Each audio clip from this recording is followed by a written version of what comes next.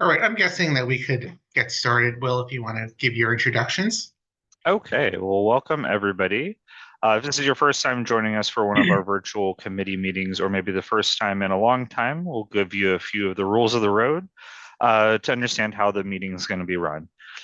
So you'll notice that currently, right now, you are muted, and everyone else in the room is muted except for our committee co-chair, Craig. He and any of the presenters will be unmuted as we go through the agenda.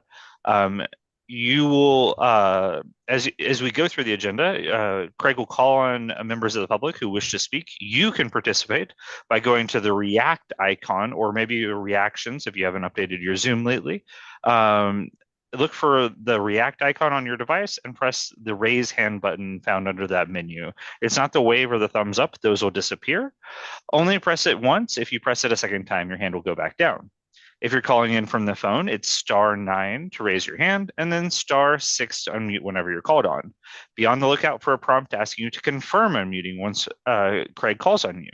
The chat is available for technical support to help with the Zoom software problems. It is not to ask questions or make comments to the committee members or to the presenters. They will never see those chats. If you're using an older or very old version of Zoom, you may need to go to the participant section where you'll find the raise hand feature there. And finally, we encourage you not to raise your actual hand or wave at the screen to get our attention. If you're having problems, chat me. I'm here for support. And with that, I'll hand it over to just Craig today. It's hard to not say Chuck and Craig. Well, thank you, Will. Hello, everyone. This is just Craig Lader, co-chair of the Transportation Committee. And I'd like to call to order this meeting, May 1st, 2024. One of my favorite meeting topics is bus lane improvements. So we have two items regarding that. So first, let me just invite those from DOT and New York City Transit who are going to participate in these agenda items to raise their hands so they could be unmuted. I'm not sure which one you want to do first, depending on the needs of the staff that may have other commitments. So if Colleen, I don't know if you want to Yeah, do instructions, but sure. feel free Yes, to. Craig. Yes, let me do the introduction. So, hello, everyone. So, I'm Colleen Chattergoon, Senior Borough Planner at the New York City Department of Transportation. And tonight we will be delivering a presentation along with our colleagues at the MTA on the Lexington Avenue bus lane evaluation, as well as the 96th Street bus lane improvements that we're proposing. My colleague Lenora Nevins, who's on the meeting with me, she's the one who will be delivering the presentation. So thank you so much. Why, thank And you. Will, I believe we sent the presentation to you ahead of time. All right, Lenore, you seem to be unmuted, so whenever you're ready. And I'll let you share your screen so that you can advance the slides on your own. If you have any problems, I have them and I can put them up if there's any issue. Lenora, are you still there? Oh, you muted yourself again. Okay. Hi, everyone. I'm Leora Nevins. Thank you for having us. Dustin will be presenting first about Lexington. So please unmute him. Thank you. Yeah, sorry for the confusion. I'll be presenting on Lexington evaluations, and then following that, Leora will present on 96th Street. Great. You should be able to share your screen. So okay, whenever you're ready. Whenever you're ready, Dustin. Okay. Can you all see this? Yeah. Great. All right. Thank you, everyone, for having us today. I'm Dustin Koo, Assistant Director of Bus Priority at New York City DOT. Our first item, I'll be going over an evaluation of the Lexington Avenue bus lanes. In this presentation, I'll go over a background of the project, some details. I'll go through, our evaluation, our methodology, what we looked at, which included bus speed performance, changes in traffic on the corridor, and roadway safety, and then sort of wrap it up with a brief summary of some of the main talking points of what we found in our data.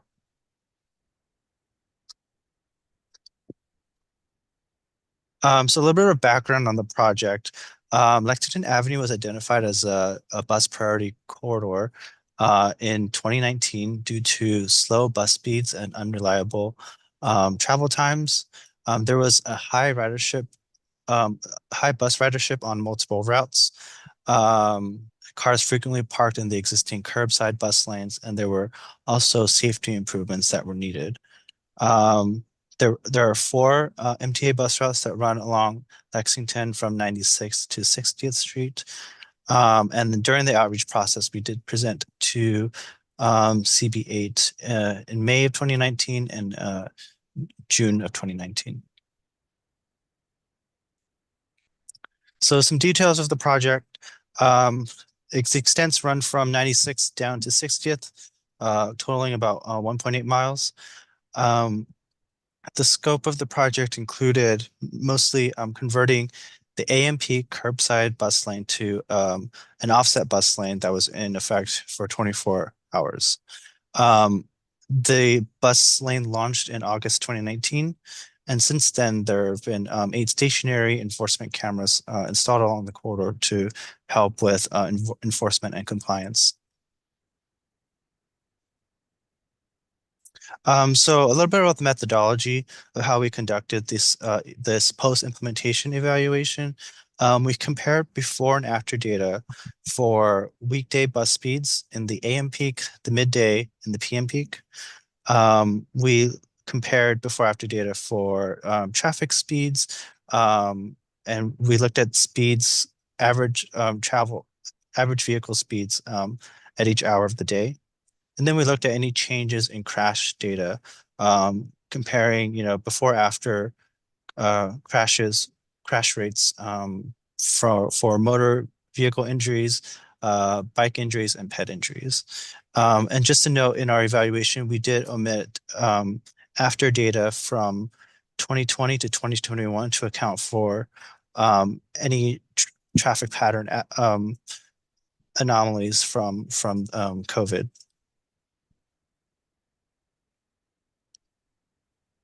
So getting into average bus speeds, what we found overall was that all route types for bus speeds got 11% faster on average after implementation.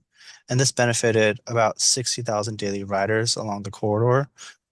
More specifically, in the AM peak, we saw a 5% gain in bus speeds. In the midday, we saw about 10% speed gains. And then in the PM peak, we saw 19% speed gains. This is comparing 2019 to 2023. For traffic changes, we found that traffic slowed about 6% after implementation. This is to be expected since we did reduce capacity by 1 lane. This added an average of 30 seconds to the travel time in the PM peak between 96th Street to 60th Street. However, you can see from the graph here where the biggest changes in traffic speed occurred was in the overnight hours. So this is generally, the average speed was already very high as there aren't many cars on the road. So cars were, pre-implementation was zooming at 25 miles an hour, and they kind of dropped down to averaging, around 20 miles an hour. And this is to be expected, that if the bus lane is in effect 24 hours, there's only one general traveling, which creates a natural traffic calming effect.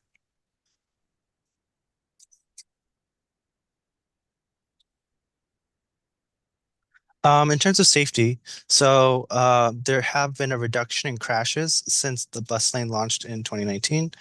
Total injuries were down by 30%. If you're breaking it down by mode, pedestrian injuries were down 53%. Motor vehicle crashes were down 44%. There were an increase in bike injuries along the corridor, but this is consistent with citywide trends that have happened since 2019.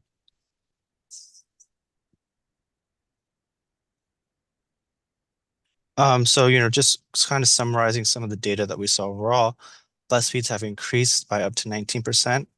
benefiting 60,000 daily bus riders here. The project had minimal impacts to vehicle travel speeds, and most of the decrease in travel speeds primarily took place in the overnight hours due to the lane reduction. Traffic safety was greatly improved with total injuries down by 30%. And there was a 77% reduction in people killed or severely injured within the project limits. And so, yeah, we can get onto any questions. We did submit this letter just to CB8 a few months ago, but wanted to come to you all just to present the data today. All right, Dustin, thank you very much. That was a very good and concise presentation. First, let me invite members of the public to ask any questions or provide any feedback that they may have. Again, if you are looking to speak, please use the raise hand function at the bottom of the screen. So let's start with Andrew Fine. Hey, Craig, thank you. I just wanted to note in the presentation that the graph that showed bus speed times, that it seemed like the only improvement was really between midnight and 8 a.m. Otherwise, yes, if you go back to that, if you go back to the one that has the lines, that chart, yeah, that one, you can see like from 8 a.m. until midnight, I don't understand how you could move a bus lane to being offset and basically having a completely negligible impact on traffic speed. That being said, excuse me, Andrew, that's not what that chart was saying. That chart was talking about general traffic for the two general traffic lanes, not the bus. Not the bus speed. Got it.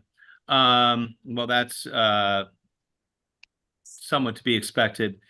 My question is why didn't the DOT consider when they were doing this whole thing between 96th Street and 59th Street, why didn't they consider street cleaning? Why did they eliminate street cleaning?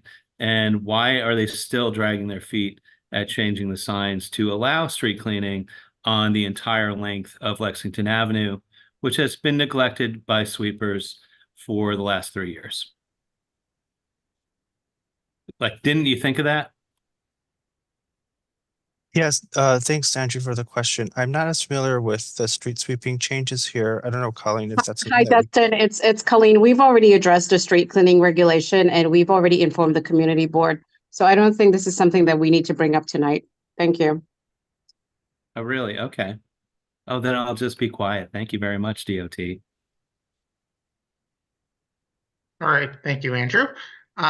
Seeing no other members of the public right now, let's move on to committee members. Let's start with Valerie Mason, Community Board 8's chair. Hi, Just Craig. How are you? Thank you for the presentation. I have a bunch of questions. I'm looking at your data, and can you go back to the chart that looks at bus speeds? Dustin, I'm confused because you looked at 4 routes on Lexington Avenue. 2 of those routes are limited buses. One of them only goes to 68th Street.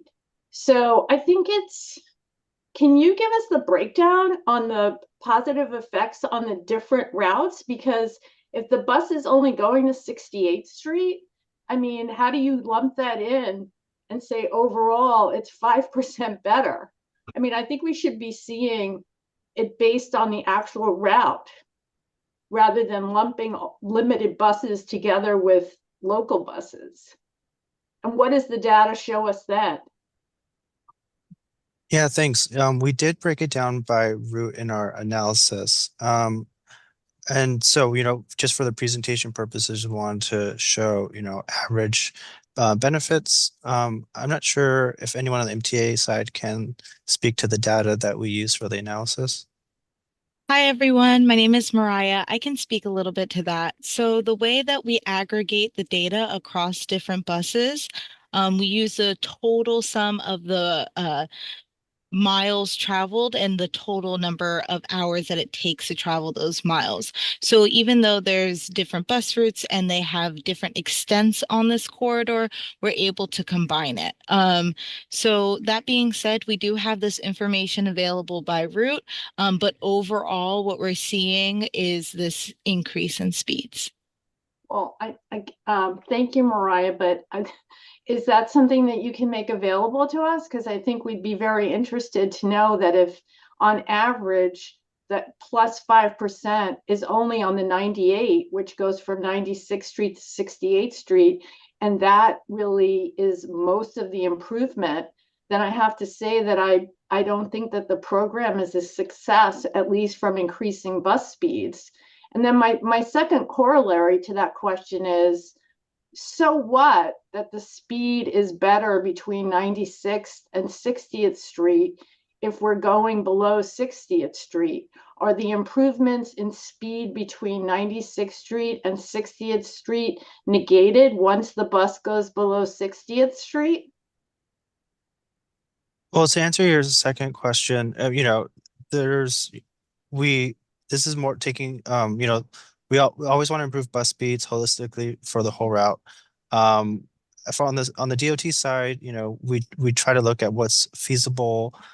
Sometimes we phase our projects. I think what a lot of this has to do with just increasing overall reliability of the bus. So if the bus is showing on time, not blocked by traffic for a good portion of its route, it's going to do better further down its route. And But is that that is really true, Dustin? Is that really true? I mean, from 96th to 60th Street for the 102 and 103, the 101 makes like 3 or 4 fewer stops. The 98 doesn't even go below 68th Street. So if I'm on a bus and I get on at 72nd Street and my final stop is 46th Street and Lexington Avenue, and the bus, loses all its speed after below 60th Street, I'm not sure what the advantage of the redesign is. right. Understood. We if we're always trying to improve speeds on each route wherever we can. A lot of some of the decrease in speeds also have to do with service factors such as bus stop spacing and whatnot. So there's a lot on the route level that both us and the MTA can look at.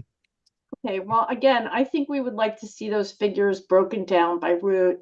And I really think it would be very, very informative to know if this really makes a difference on the overall route, because people aren't parochial on the Upper East Side. We don't just take the bus from 96th to 60th Street. We're traveling below 60th Street, and I think the reliability and the speed of the service is impacted below when we get below 60th Street.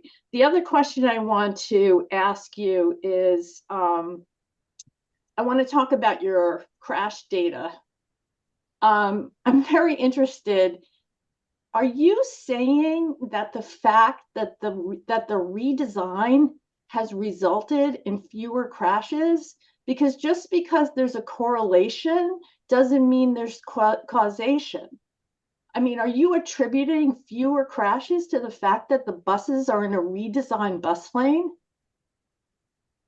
So you're right that, the correlation does not exactly mean causation. So we don't know exactly what is causing the decrease in crashes. However, what we can say from our redesign of our streets, usually with bus facilities or pedestrian safety facilities, is that there is a traffic calming effect. So when overall traffic slows down a bit, there is a decrease in crashes. Additionally, as part of the scope of this project, we also installed 2 left calming treatments. I forget exactly off the top of my head which intersections they were, but we do know that left turning vehicles speeding through an intersection do account for a large portion of pedestrian crashes with vehicles. I understand that and I appreciate it. And I know you're showing us data, but of these crashes that are reduced, and by the way, I think it's great when there are fewer accidents, crashes, whatever you want to call them, and people don't get hurt. But if you look at the data that's on this slide, the KSI injuries started out at, looks like to me, 4 and went down to like 1. So we didn't start out with thankfully, a heavy KSI rate, but you can't even tell me that the calming measures resulted in the causality of the KSIs going down. Am I wrong in what you're saying? Because I thought you said that redesigning the lanes only reduced the speed of vehicular traffic by 30 seconds. So how can there be any causality between the redesign of the bus lanes and the reduction in KSIs? Yeah, so there are multiple factors at play that we all can't, isolate and account for in our analysis. These are looking at overall trends, right? So what we do know from, just data from our other projects is that typically when there's more activity on the road, cars are going slower, there's things to watch out for, such as pedestrians, buses. You have to slow down to make a turn. The drivers usually are more aware, they're more alert. And so there's these things that can't be captured in the data, but just like drivers being more alert when they're driving down the road as opposed to zooming through. Okay, so I'm hearing you say that you can't really prove causation between the redesign and the crash rate.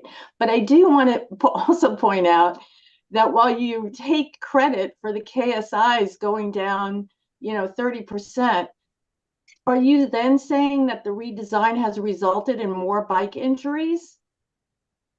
So, as we're saying, we don't know what's causing this.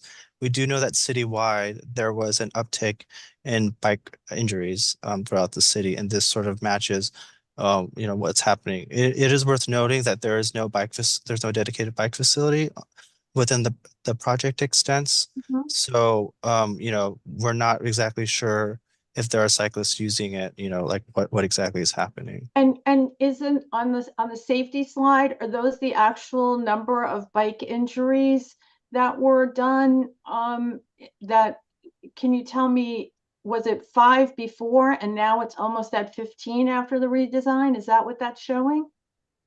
Yeah, so on the graph, according to the graph, the yearly average between 2016 to 2018 was about 5. Mhm. In 2022, which is our sample after year, it was somewhere between 10 to 15. So it's up. Okay. And Mhm. my last question, sorry guys, I know I'm taking a lot of time here. I notice I take this route all the time.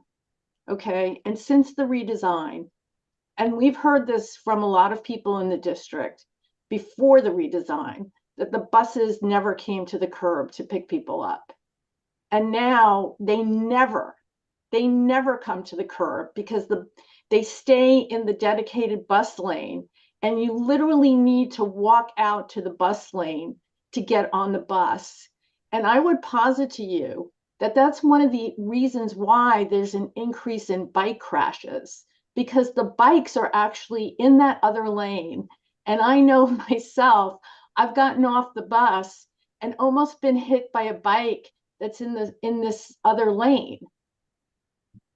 And I think that's not something that's measured here in your report, but it sounds like you have cameras, and I really think it's something that you should look at.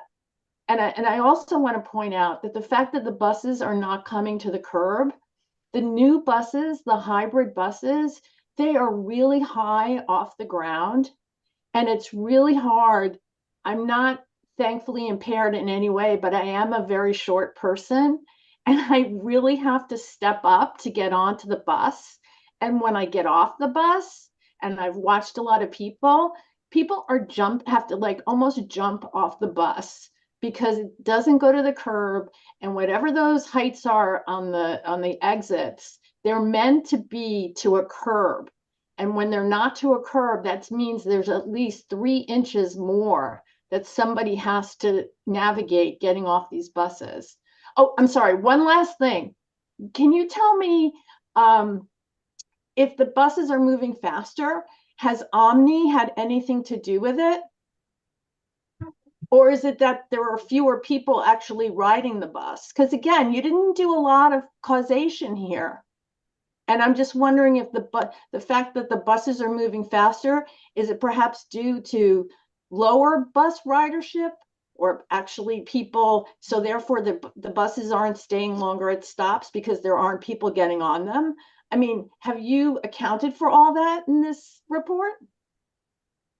So I'm hoping my MTA colleagues can speak more to the granularity of the data, but I believe we do measure between, run time when the bus is actually in motion versus when it's stopped at the bus stop picking up passengers, which is what we call dwell time. That would help to isolate between, how much of the speeding effect is the reduced dwell time, not having to stay at the bus stop for that long because there are fewer passengers. And can you remind us how much this redesign cost? I don't have the figures on hand, but for the most part, it was mostly restriping of the paint on the road. Okay, and the cameras would have been put. I mean, I really think, Colleen, I know I sent you some of these questions earlier, and I thought they really would have been addressed a little bit more fully.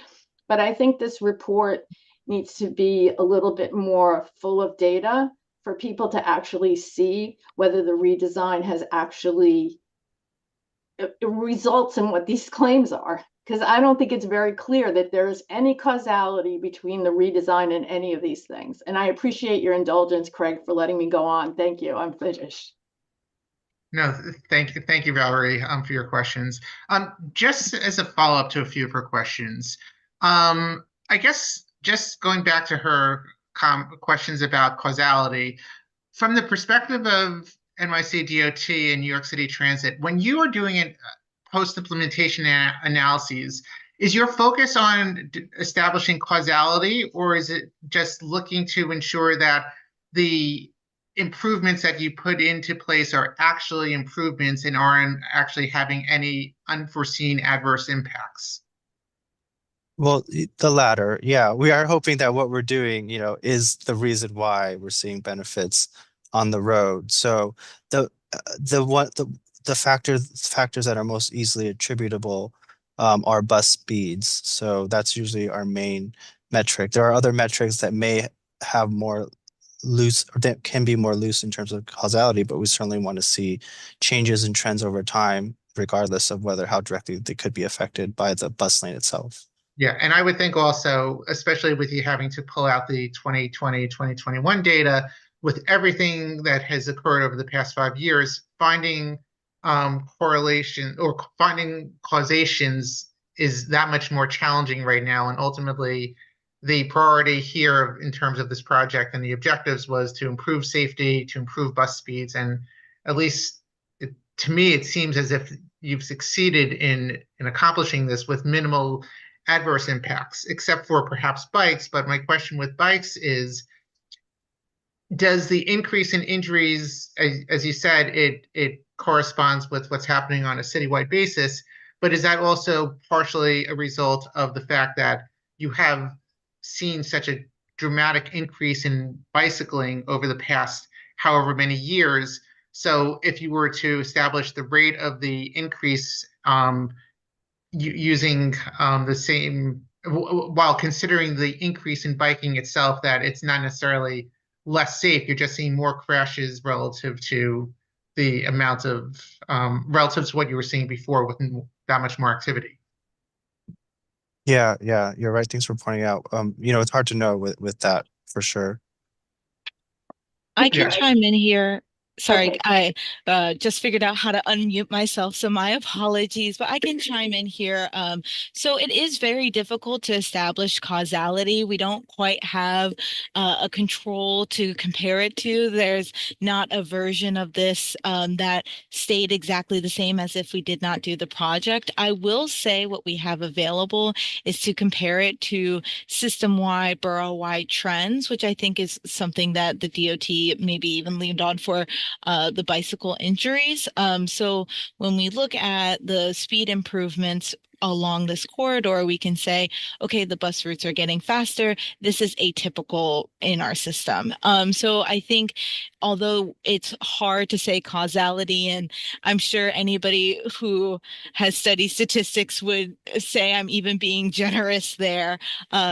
it's we are able to kind of compare to what our systems are doing on average, and even maybe what the traffic is doing in that location that aren't buses.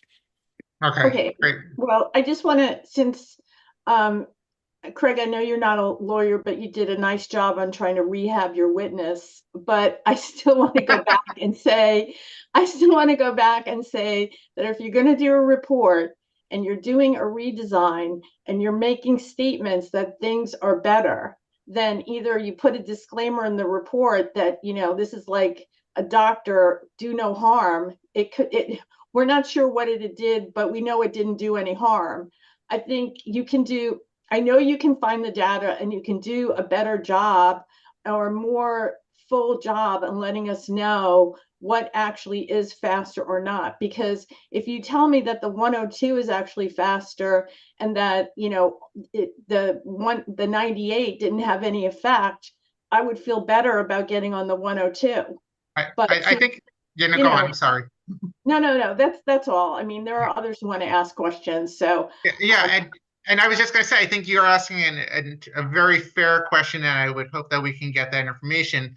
I also, as they describe the methodology, and it's the correct way of doing it, just in terms of the pure number of trips, the level of service on the M98 compared to the others, the M98 data is not going to skew that information in a significant manner. In fact, it's probably a minuscule amount compared to the level of service on the 101, 102, and 103 that makes up the calculation as far as speed. Well, I don't know. I've been on that bus stop at 72nd Street and seen 398s come before even 102. So let's just see the data. That's all. Yeah. Thank you. And then just following up on your question about Omni. So one question that I had, and I know that this may be a topic for another time, is in general with Omni, and this is a pure observation for me, and I am trying to work to implement Omni on the bus system that I work for. But I don't get the sense that there is a tremendous benefit in terms of reduced dwell time as a result of Omni. And I know this, especially on select bus service routes, that it's not nearly as efficient as off-board fare collection. And then there are sometimes a queuing of people trying to get on board as they're trying to tap and go as they're entering the rear doors. But I'm wondering if there have been any studies done to establish what types of improvements are taking place as a result of Omni being in place and dwell time. And yes, I understand that Omni has not necessarily been as widely used as hoped before. And full disclosure, my first job as an urban planner was an intern in the operations planning department of New York City Transit, and I was out on the buses as part of the initial select bus service project with a computer doing dwell time analysis as part of the first presentations that were done on the topic. So I have a particular interest in this, but I'm wondering if anyone has any information in regards to that and how much that may be impacting bus times in general. Yeah, so I can take on this question. I'm not aware of any studies done for correlating kind of Omni adoption to dwell times, but I can look into that. Yeah, I think that would be something that would be great to understand. And you may not be able to do it until MetroCard is eventually decommissioned, because if only a portion of people are using it, it's not going to be particularly helpful. All right, I'll let others speak. I may have other questions at the end, but thank you very much for indulging me as well, just while we were talking about some of those issues. Michelle. Oh, I'm sorry. Before Michelle goes, we do have two people from the public. We first have Hindi Chapter. So if we can unmute Hindi, please. Just look for a prompt on. There you go. Am I unmuted? Yes, you're great. Great. So first of all, I want to say that it is impossible with a case study to get true causation. In public policy, when you do change, you don't look for true causation, because then you could never move. What you have to do is you have to triangulate the kind of correlations you get until you have enough correlations to say, yes, this seems to make sense. Now, looking at that, I'll say two things. One, there are other bus lanes. So if you look at enough dedicated bus lanes, and if you see that injuries are down where there are such bus services and not down where there aren't, you don't have causation, but you're getting close to it and you can feel confident moving ahead. I would say that we ought to have that kind of analysis also in terms of the bike injuries. While I am delighted with what's been done on Lexington Avenue, I was a little unhappy when you pushed aside the increased bike injuries and simply said, but that's happening all over the city. Well, if it's happening all over the city, there's more reason to look into it. And I would say the question you ought to be looking at is, would you have fewer bike injuries if you had a protected bike lane with excellent bus infrastructure? When you have both of those things, I imagine bike injuries will join pedestrian and motor vehicle injuries and go down, down, down. So that's what I urge you to think of doing to improve Lexington Avenue. Thank you. All right, thank you very much, Cindy. And next we have Lo Vanderveld. Yes, this is Lo Vandervalk. I'm speaking on behalf of Carnegie Hill Neighbors. I just wondered, you seem to have made a distinction between buses while traveling and buses at bus stops, and but though that doesn't come, that's not made clear in this one-page table. But could you be more specific about the breakdown between these two times? Are the times that a bus is at a bus stop significant in terms of affecting the totals? Yeah, so I don't know that answer off the top of my head, but I believe that the data that's shared in this presentation looks at holistically with the dwell times, the time that a bus is at a stop and the time that a bus is in motion overall, it's faster. We do have the ability to look at some of that, but we don't have that offhand. Okay, just one other thing, and that is when there's a wheelchair person boarding the bus, that does take a lot of time, and I would hope that you could take that out of the data, somehow separate it so it doesn't negatively impact the ability to analyze. But thank you very much for your explanation.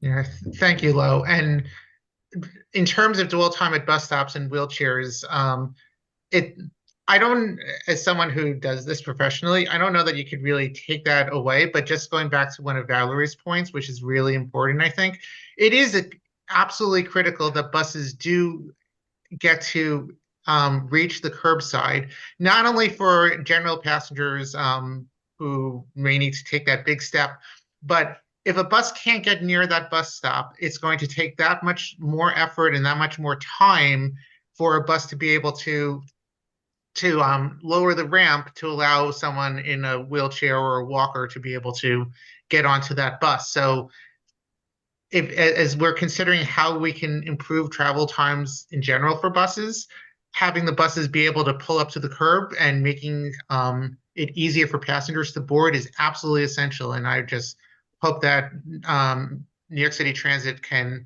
look into ensuring that drivers are doing that to the fullest extent possible. And if it's because bus stops are blocked, hopefully help is on the way with the news that there are going to be more buses equipped with cameras, and there are going to be higher fines at bus for vehicles that are double parked or blocking bus lanes or parked in bus stops. So all that hopefully will result in some improvements going forward. All right, back to committee members. Michelle Birnbaum. Thank you, Craig. A couple of points. Number one, it's interesting to me that the decision was made to implement this kind of where the bus route is. It seems to me when you make a decision to put it where you did, which was after the parking lane, that there had to be an initial rationale for such a decision.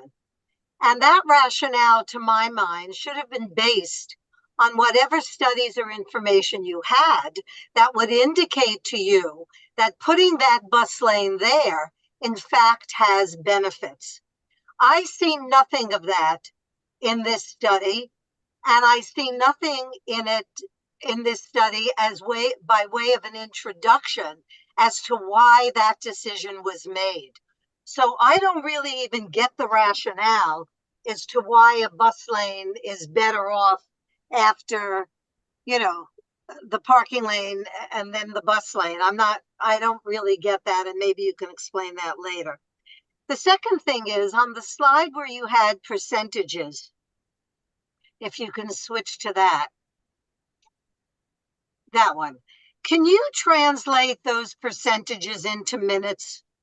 When you say AM peak, this is a matter of speed. 5%. How many minutes is that? So that would require some additional analysis, based on bus travel times. That's something that we could definitely get back to you on. Okay, that in the past has been pretty usual in inclusion in these kinds of presentation, is the number of minutes. I don't know what 5%, 10%, or 19% represents. I know that when 86th Street implemented the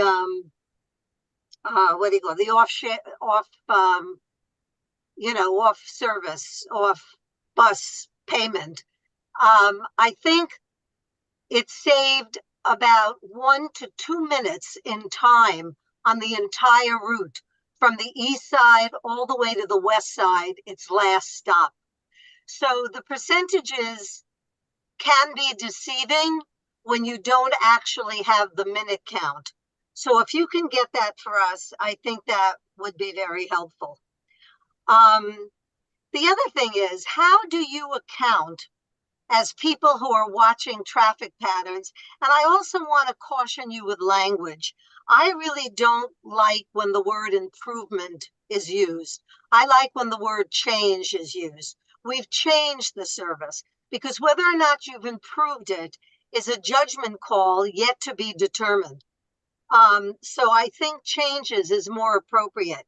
But how do you, in watching all of your changes through the city, how do you account for the increase in bicycle accidents?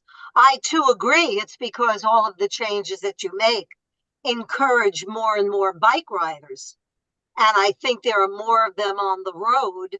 And because there are so many infractions by those riders, and because of the lack of accountability and identification, those infractions are very difficult to control. So having said that, and encouraging more biking is encouraging more infractions because you have no monitoring or control over the infractions. So if you are recognizing that you are increasing bike accidents, what's your plan? So I guess I'll start by saying, it's very difficult to pinpoint exactly what's causing bike crashes corridor by corridor. It all depends on the level of roadway activity and what's happening there. If it's a double parking issue, if there's an existing bike lane, if there's someone blocking the bike lane where the cyclist needs to swerve into general traffic at the last minute. There's a lot to be unknown to make sort of an overarching statement on what could be causing that. What I will say is that, bike lane protection does increase safety as you're separating cyclists from the roadway. So that is something that we strive for in some of our bike lane projects. Well, you would think that's the case, and it probably is the case for the people who actually use the bike lane. What you're not accounting for You don't really know unless you've done a study. What's accounting for the increase in accidents? Is it people who don't use bike lanes, or is it for every biker? Or do people who use bike lanes, do they in fact have a better safety record? Have you done that study? That's, that's good. That's something that we have not looked into. As I mentioned before, there's so many different factors that could be attributing. Well, but when you're reconfiguring the entire city of New York for bike safety on the presumption that increased biking infrastructure in fact increases safety, from what I've seen, that's a presumption. You have not proven that. And I don't think you've done a study that has proven that. And one of the kinds of studies you could do to see if that is in fact the case is to see the ratio of the kinds of accidents with people who use the bike lanes and those who don't, and those who obey traffic rules in general and those who don't, because otherwise you have based an infrastructure strategy on information that you do not have, and that in fact is a premise that you cannot definitely show. So just to sum up, my 3 points are that I would have thought that when you put a bus lane in this position, one lane from the curb, that you would have had a rationale to do that and not just do it and then study whether or not it was a good idea, but that in fact you should have shown that it's a good idea before you do it. Number two, to see those percentages turned into minutes. And number two, how you account for the increase in bike injuries and the rationale for increasing infrastructure when you can't differentiate between the kinds of accidents you have or crashes you have for people who use the infrastructure and those who don't. My last comment is, I believe I heard you say that while you're claiming this 5, 10, and 19% increase in bus speeds, which we need to translate, that in fact you mentioned, unless I misheard, that in fact traffic is worse. Did I hear you say that? Yeah, generally slower by 6% and mostly in overnight hours. Okay, well, anecdotally, I can't believe that it's in overnight hours. I use Lexington Avenue, and I can tell you anecdotally that traffic is significantly slowed during most of the day, while the bus lane remains empty. And with the unloading and loading in front of the supermarkets, it leaves for one lane of traffic. And so traffic is definitely delayed very, very significantly. If you have concern for pollution and general inconvenience, you might want to consider whether or not the benefits that you're getting from having put this bus lane in, since you can't explain the rationale, and since it's not increasing bike safety, and since you can translate into minutes, you might want to reevaluate as to whether or not it was actually a good idea. And based on that analysis, you may want to consider whether or not you're planning to put it anywhere else. Thank you very much. All right, thank you, Michelle. Let's move on to Rita, please. Sorry, can I just, sorry, Yes. This is Nolan. I'm the director of Bus Priority. Just thank you for those comments. I will say that I'll point you in a couple of directions in terms of resources. We actually have done quite extensive analysis on cycling in the city and safety results. We can pass along. There's a study that DOT put out on safer cycling that points to all of these things. I also would counter the point a little bit about putting this project in without rationale. What was here before was a curbside bus lane that was only in effect during the morning rush hour. The reason we did that project is because we know that curbside bus lanes very frequently can get blocked by parked vehicles, and that we've seen in general that offset bus lanes are more effective than curbside bus lanes at improving bus speed. So it wasn't based in nothing. We have experience citywide, and we've shown some examples, and we will in the next presentation as well, of other places where we've done this treatment and it has succeeded. All right, Yeah, thank you. it Noel. also preserves, Sorry, go on. we were trying to preserve the curbside parking for there's a dense, there are a dense collection of small businesses along Lexington Avenue. We wanted to maintain that access to those businesses too. All right, thank you for those responses. Let's move on. Rita Popper. I agree with Michelle that percentages have to be translated, if we're talking about time, that into time. That's number one. Number two, how do you measure the bike injuries? Are they only the ones that are reported by going to the hospital, or if you go to a doctor, does it get reported? Or I just want to make sure that that number is correct. How did you arrive? How was it arrived at? Yeah, sure. So all of our crash data is collected and reported by the NYPD, and we get reports, I believe, every few months. And there's the date and there's the location and there's the mode of the crash and sort of statistics on what exactly caused the crash. So we get all these reports and sort of aggregate them into a geographic area when we do our analysis. So therefore, only if the NYPD is called is it registered as a crash. But there are many crashes where the NYPD is not called and that there is an ambulance that's called. So those numbers are always very fuzzy. Last but not least, I am a senior citizen. I do walk with a cane. And I must tell you that I see people with walkers and with wheelchairs, with walkers who are able to lift them up onto the bus without having the ramp lowered.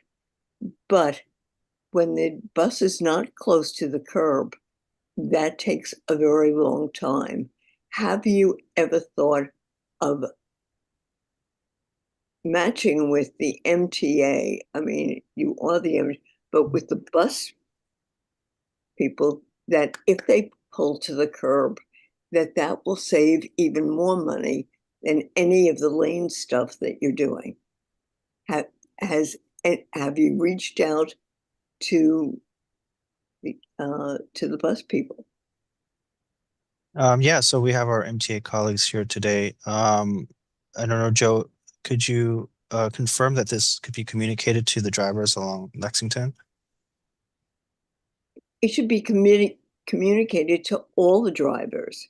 And let me tell you, I have been on very long bus rides, and not one driver came to the curb as if the curb was dangerous. We really need to do something about that. You want faster time, you want to move faster. The idea is not just building more lanes or marking more lanes. Sometimes it's just improving what we already have. Thank you for your presentation. All right, thank you, Rita. All right, let's go to Juno and then Paul, and then I'm going to just say a few things, and then I think we need to move the agenda. Okay, thank you. Sorry for the music in the background. I agree with my fellow board members about the minute count issue. The other thing I want to say about this is that I love that there's a bus lane now. Whenever I take a trip, north or south on the bus, I really appreciate it being there. And as for the issue of the buses not coming out to the curb, a lot of the time I see cars that are parked like haphazardly in the parking lane right next to it. It makes it harder, or not even parked, just like standing there. It makes it harder for the buses to come in. And the only way I see that being resolved is to change the parking lane or move it somewhere else or remove it completely. And in that case, we could have much wider sidewalks or like more green space. I was walking down the street earlier today and like with my friends, and since it was pretty busy, you can't even walk like 2 and 2 next to each other on some streets. And I think it would be great if we could have like a sidewalk widening. And I know that's not what you're talking about right now, but just for future consideration. All right, thank you, Gino. All right, let's move on to Paul Kirkland, please.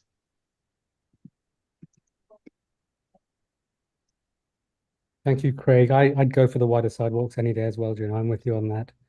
I thought it might be helpful just to give an example to explain what when you have a rise in injuries and death for cyclists. And if you remember, a couple of years ago, I spoke to this board when we were talking about Third Avenue protected bike lane and other safety improvements. And I gave the example of a 1-year period comparing First Avenue with Third Avenue, I think in the Upper East Side. I haven't got the details in my mind, so I can't give exact numbers. But what was very clear from that, the first thing was that the number of pedestrians killed or seriously injured went down dramatically. I forget the numbers, maybe 20, 30%. And the first surprise beyond that was the number of people, drivers, also killed and injured went down as well. And both those two things were attributable to the calming of the avenue, the speed. For the pedestrians also, because there's a traffic island, which we should have in concrete on Third Avenue, by the way, that gives you a much shorter crossing distance, and that contributes to safety as well. But then when we looked at the bike numbers, and again, I don't have the exact numbers, but it was really odd because they were up 5 or 10%. But then it very quickly dawned on me that the number of cyclists over that period of the comparison went up phenomenally. It was during COVID, I think. It was multiple numbers. So when you adjusted for that number, which I don't have to my hand, it came out to what you would expect. The number of people on bicycles injured and killed went down dramatically as well. So we shouldn't get caught up in the fact that the percentage is going up. There's a very extreme case here. There's a massive increase in the number of cyclists, and that distorts the comparison. So you have to just exit out, and then it's a very understandable thing. But again, to reiterate the point here, anytime traffic is calmed, it's not just pedestrians, I'm one of those, or cyclists, I'm one of those, or people who drive cars, I've done that here as well. Everyone benefits from the calmer nature and the better design of the street. So I'd hate us to keep getting caught up in, well, this particular bus lane and this bike lane. The totality of it makes it all much safer for all of us. And the data, the folks here from the DOT can give you much better data than I can. They can do it block by block probably. But it's very clear to me that these things improve my safety on the Upper East Side. So I'm fully in support of anything like this as well. Anything for quicker bus speeds as well. This is the third most trafficked. Sorry, when we talk about 96 next, I'll talk about that later. That's it. Thank you, Craig. All right, thank you. And finally, I just want to make one more comment, and this relates to a comment that Valerie had made as well. So as someone who does bus planning as part of my professional work, even a minute of improvement along a corridor matters. And it matters for a few reasons. It matters for not only those who are boarding within this district, but it matters for all those who are on the bus who are making longer trips. And it matters for bus reliability in general, because if you have delays in one segment of a route, it's going to snowball and create longer delays and reduce reliability further down the line. So even if you can improve one segment, that matters. So yes, I want to see the amount of time that this has resulted in terms of improvements, but I also want to just remind everyone that even if it's what's seemingly a very small amount, that does matter. And cumulatively, since there are 60,000 passengers in the corridor every day, if I heard the number correctly, the aggregate of that is a lot of saved time. Now, below 60th Street, I entirely agree with Valerie, and I'm not sure if she was trying to make the suggestion that perhaps that should be the next corridor or segment in which bus lane improvements are necessary. But I'll make that case, and I'll make that suggestion, because I think if the data here is telling us something, it's that these improvements have had some success, and you would have a pretty decent chance of seeing them if they were done elsewhere and you were to put a permanent offset bus lane south of 60th Street. And yes, that includes between 60th and 59th within our district. And I would think that that would hopefully improve conditions along the entire corridor as well. And I would also think that the time to do that would perhaps be in the near future, because with congestion pricing scheduled to start on June 30th, it would lead to the expectation that there will be less vehicular traffic south of 60th Street, and the impacts of reducing a lane of traffic below there would likely be reduced as well, and the impacts of improving of providing a dedicated bus lane would have this a number of benefits, and not starting with improved travel times and improved reliability. So I would just want to make that request. So I don't know if I don't know if anyone has any comments on that, but if not, I think we should move the agenda. So hearing nothing, so I want to thank everyone for that presentation. So let's move on to the next presentation, which is the proposed 96th Street Bus Priority and Safety Improvements Project. Sorry, Michelle, improvements is their wording, not mine. Who's going to present this? Hi, everyone. My name is Leora Nevins. Thank you for having me. I'll share my screen and then we'll get started. Okay, just gonna move this to the side. Okay, thank you everyone for your time and attention. I'll be presenting about 96th Street bus priority and safety improvements. I'll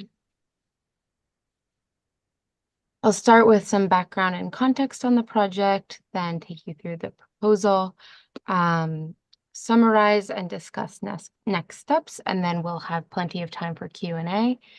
Before I get started, I'll say, I'm going to discuss the content of the presentation, but you'll also have a copy for your reference in the future and to go over. So we're proposing bus priority and pedestrian safety improvements on 96th Street because of very high ridership. We have 2 routes that use this corridor, and there are 15,500 average weekday riders on the M96 and M106 combined. We also have very high frequency in the schedule.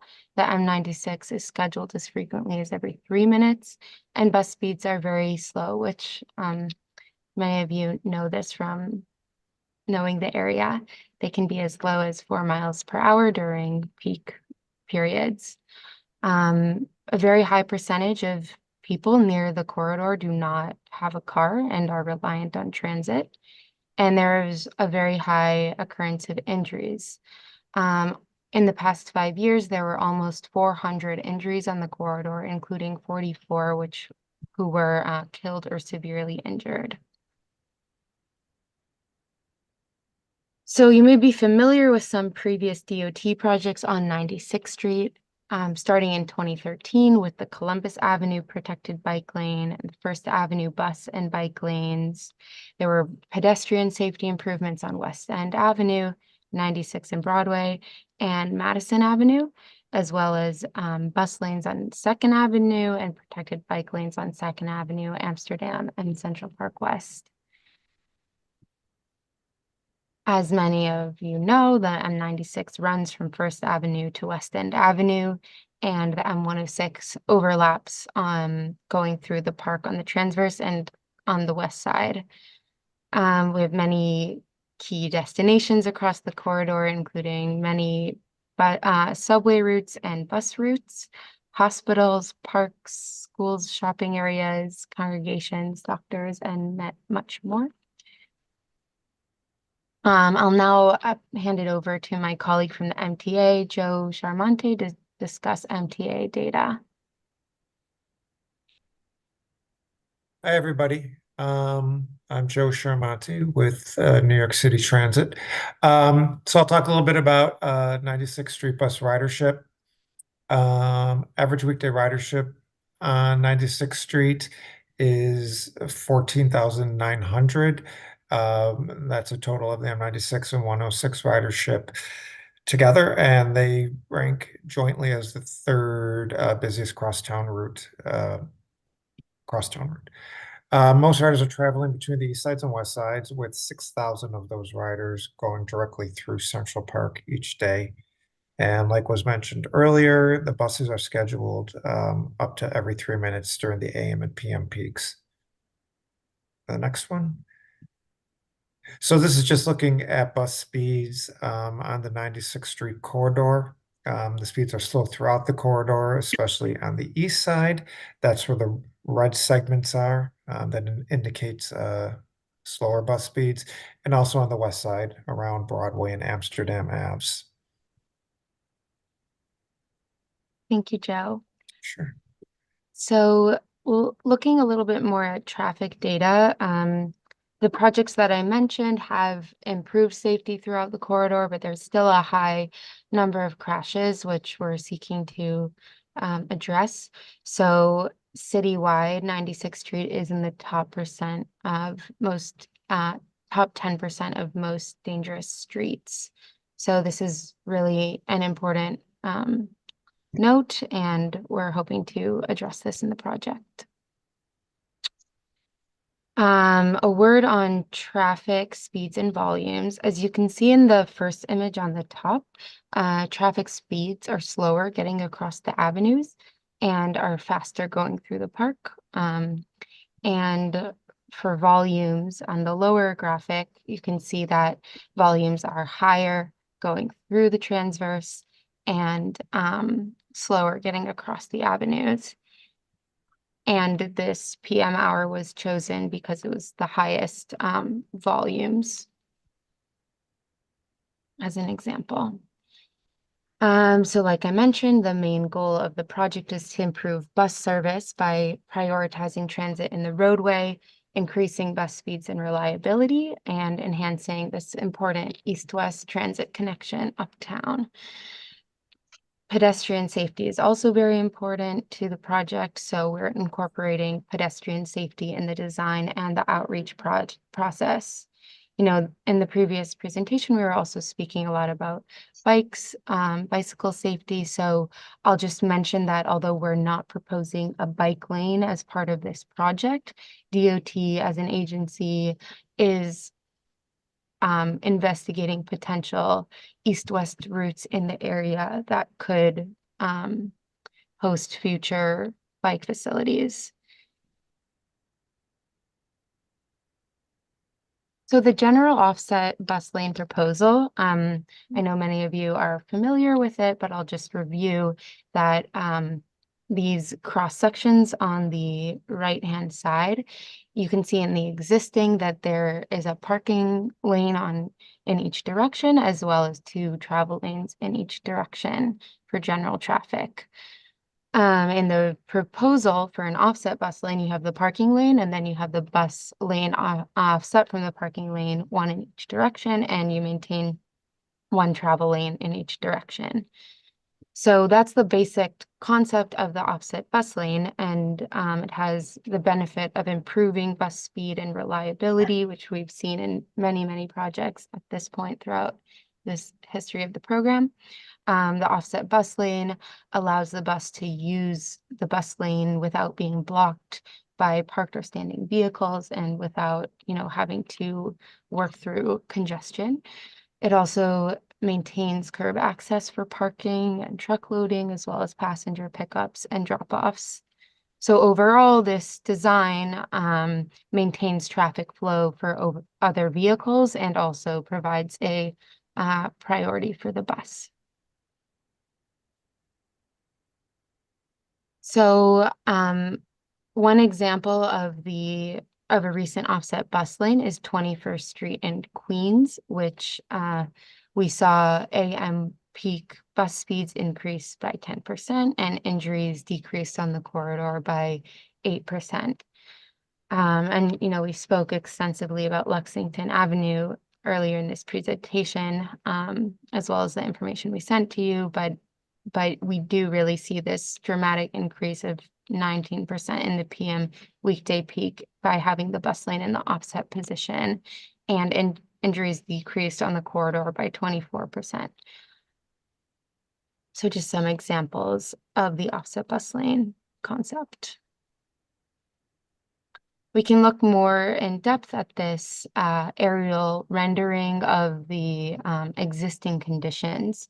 There's the parking and the loading lane on each side, as well as 2 general travel lanes in each direction, with the buses, coming to the bus stop. But overall, the buses travel in mixed traffic, which creates speed and reliability issues for the bus. So the proposal for the typical offset bus lane looks like this. So we have the offset bus lane next to the space for parking and loading, and buses pulled to the curb at the bus stop to pick up passengers. And then there's 1 travel lane in each direction for general travel. These offset bus lanes would be in effect for 24 hours, 7 days a week. And this is the typical block that many of the blocks will have in the design.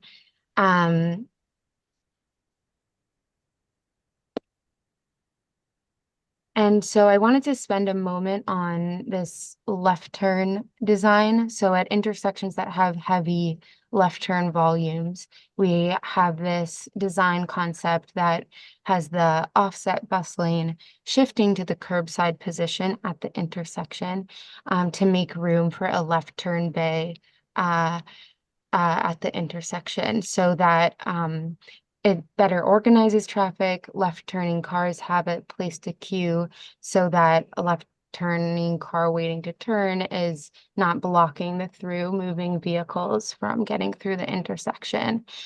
So this is really about better organizing the layout and facilitating traffic flow, and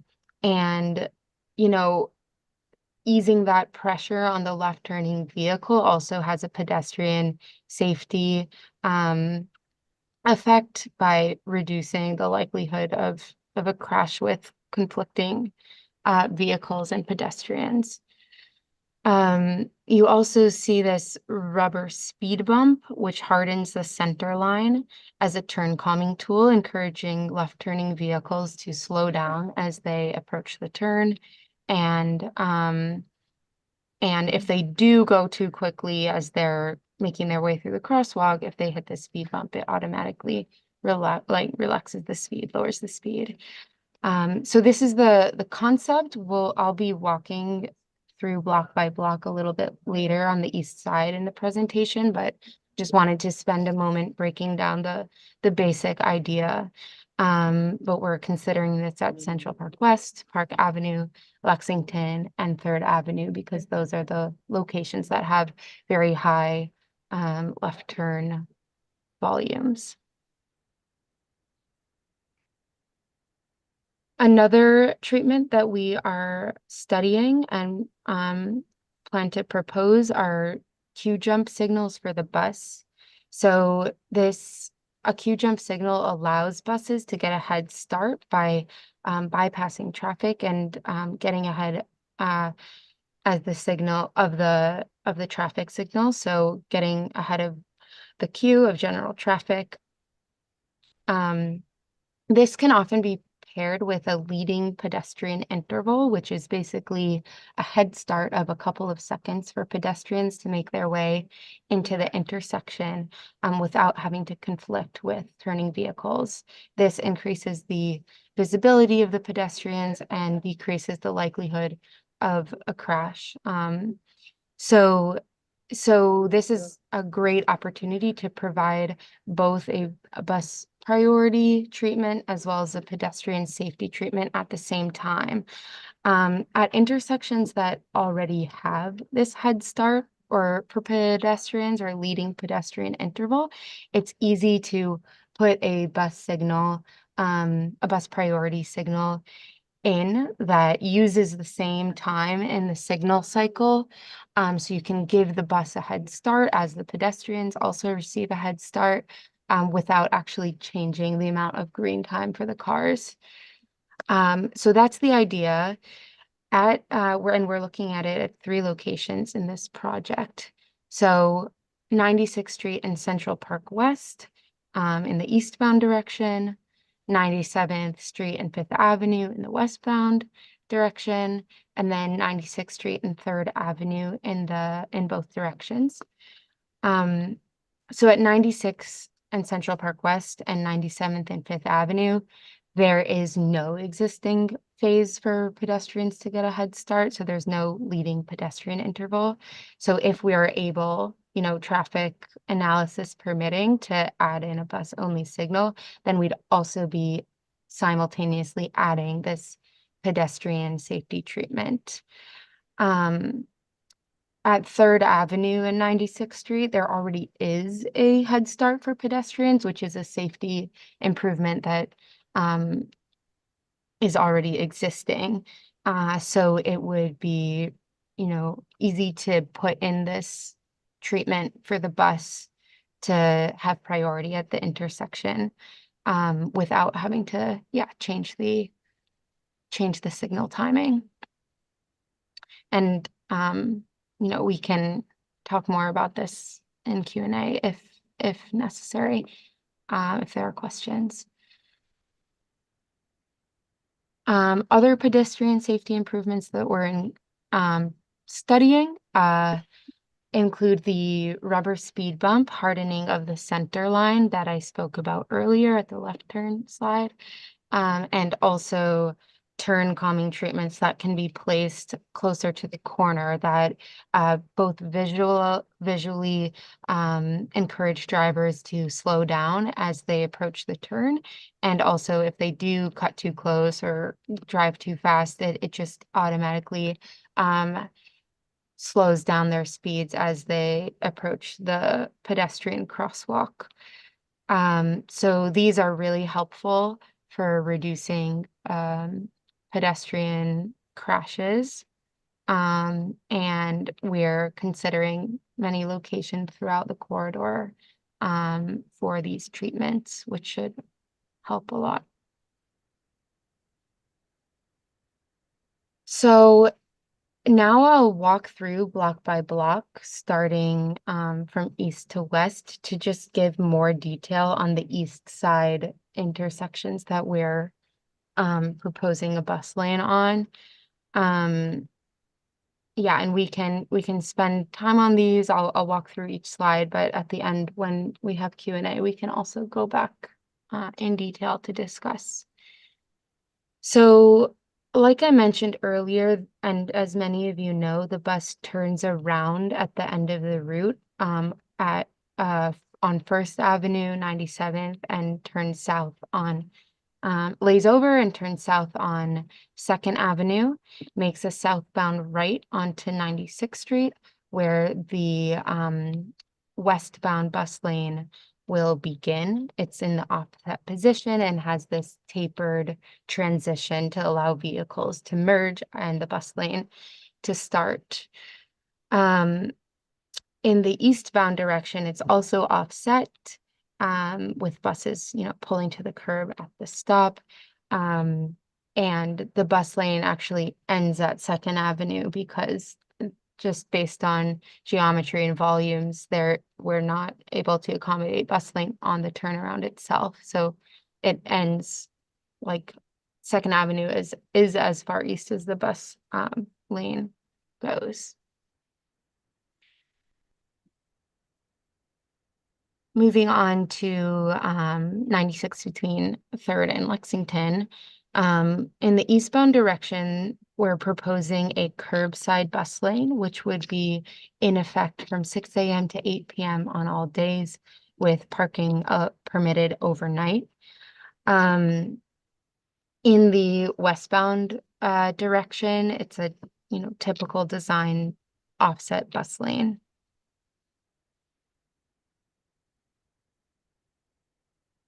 at Park Avenue, the bus lanes are offset in the eastbound direction.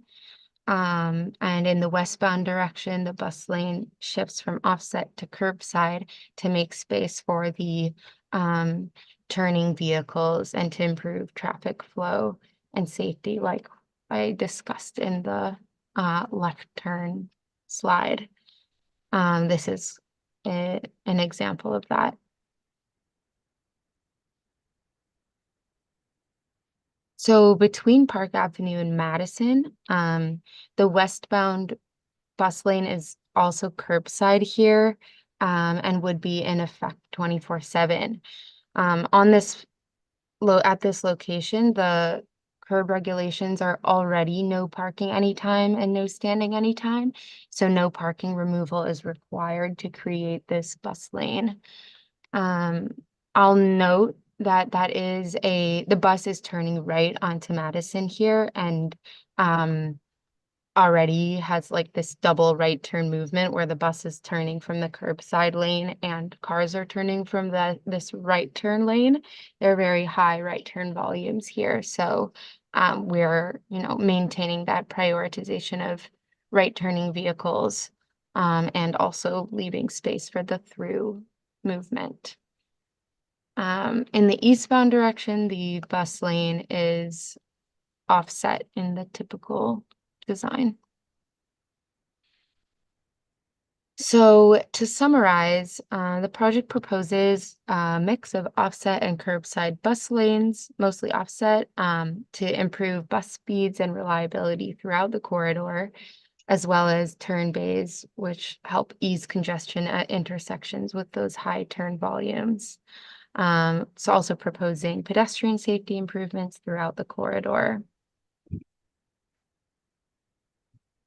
A brief note on next steps. Throughout the spring, we'll continue our outreach to the community boards and we'll continue project design and analysis. We are proposing a summer implementation and we'd continue monitoring the project throughout the summer and into the fall and the winter of 2024. We can continue studying potential additional improvements on the corridor. Yeah, so I know I covered a lot, so thank you for your attention, and now we have time for Q&A. Great, thank you very much. Just one quick question. If you could go back to the slide showing the 2nd to 3rd Avenue section. Yes. You don't denote the westbound bus stop there. Is it proposed to remain in the same location on 96th Street, or is that being moved elsewhere or eliminated in any way? Let me get back to you on that. Yeah. Well, let me look into that and get back to you. Unless someone else has a comment, maybe Dustin.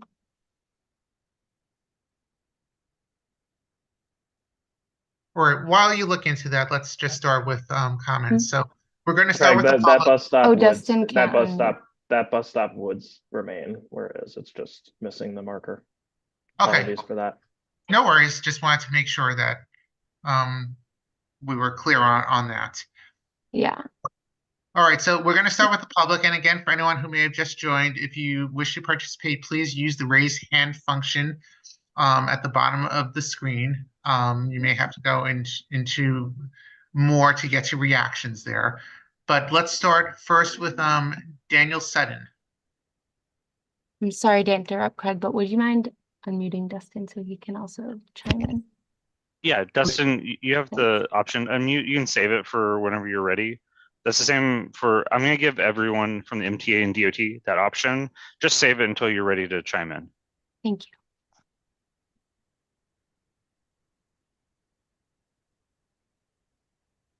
All right.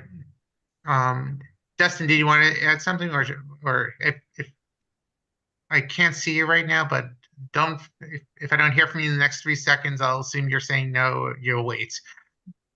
Yeah, I'm here. Sorry Oh, about that. okay. Yeah, so this bus priority lane should be similar to the one on 14th Street, where it really prioritizes buses and encourages private vehicles to stay off the busway to speed up the buses, because that really worked on 14th Street. It would be very good if they did it on 96th Street too.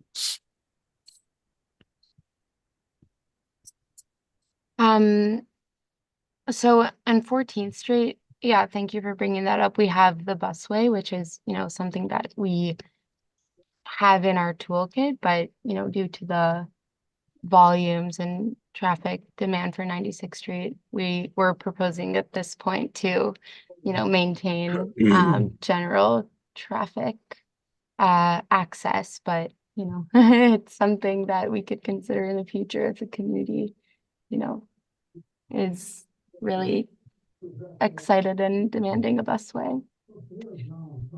Yeah, but Right. yeah. Thanks for Okay, bringing great. it up.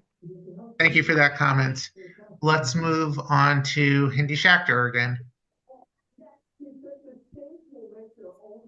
Thank you. Thank you. Am I unmuted? Yes. Great. So I hope that we will see this bus lane come to fruition and that it will give us all the advantages that we learned about already from the Lexington Avenue bus lane, where we have time advantages and, from my point of view, much more important safety advantages. So my first words to the Department of Transportation are thank you, do a quick job and start getting us the advantages. My second words are be bold. You said that one of the reasons why this is important is because we're coming now to think about east-west bike lanes. And I would like to urge you, don't put the east-west bike lanes in storage. Try to do as many of these safety improvements as quickly as you can, because this is the kind of issue that waiting causes crashes. Waiting causes the loss of life. You've come up with two terrific ideas. The idea for the bus improvements and the idea for east-west bike lanes. And I wish you well, and I wish us who live in CB8 well with the roadway improvement. I really urge you, consider going bold. Now is the time. Consider making a move to bring next time to CB8 east-west bike lanes to complement the bus infrastructure and to make a safer neighborhood for all of us. Thank you for what you're doing. All right. Thank you, Andy, for those comments. Next, we have Jen Rimmer. Thank you, and I agree. It certainly, the proposal seems like it will bring a lot of benefits to 96th Street, which certainly has very slow traffic and bus traffic. My question, going back to the safety statistics that you provided, were those all related to bus accidents or overall accidents? I'm going back to the table. Thank you. So this table, it has injuries broken down by mode. So Okay.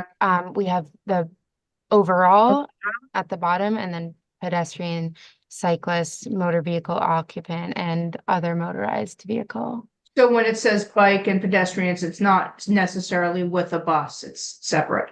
Oh, yes, Correct? yes. Yeah, thank you for Okay, that asking. was- This can be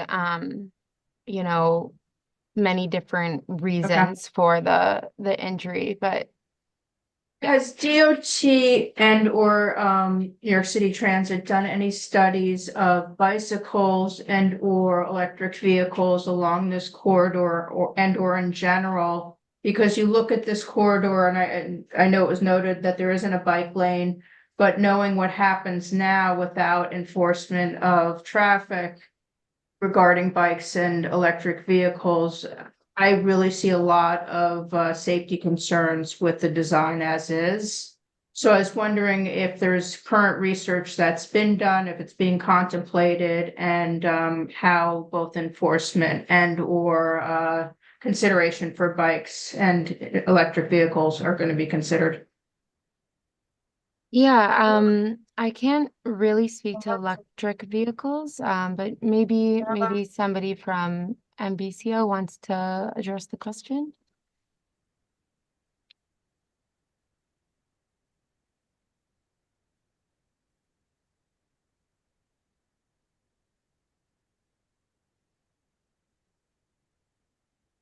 They can all unmute if they so choose. So I'm thinking that they don't want to. Oh, I'm sorry. No, hi, I'm sorry. I didn't unmute. It's Colleen from the Manhattan Borough Commissioner's Office.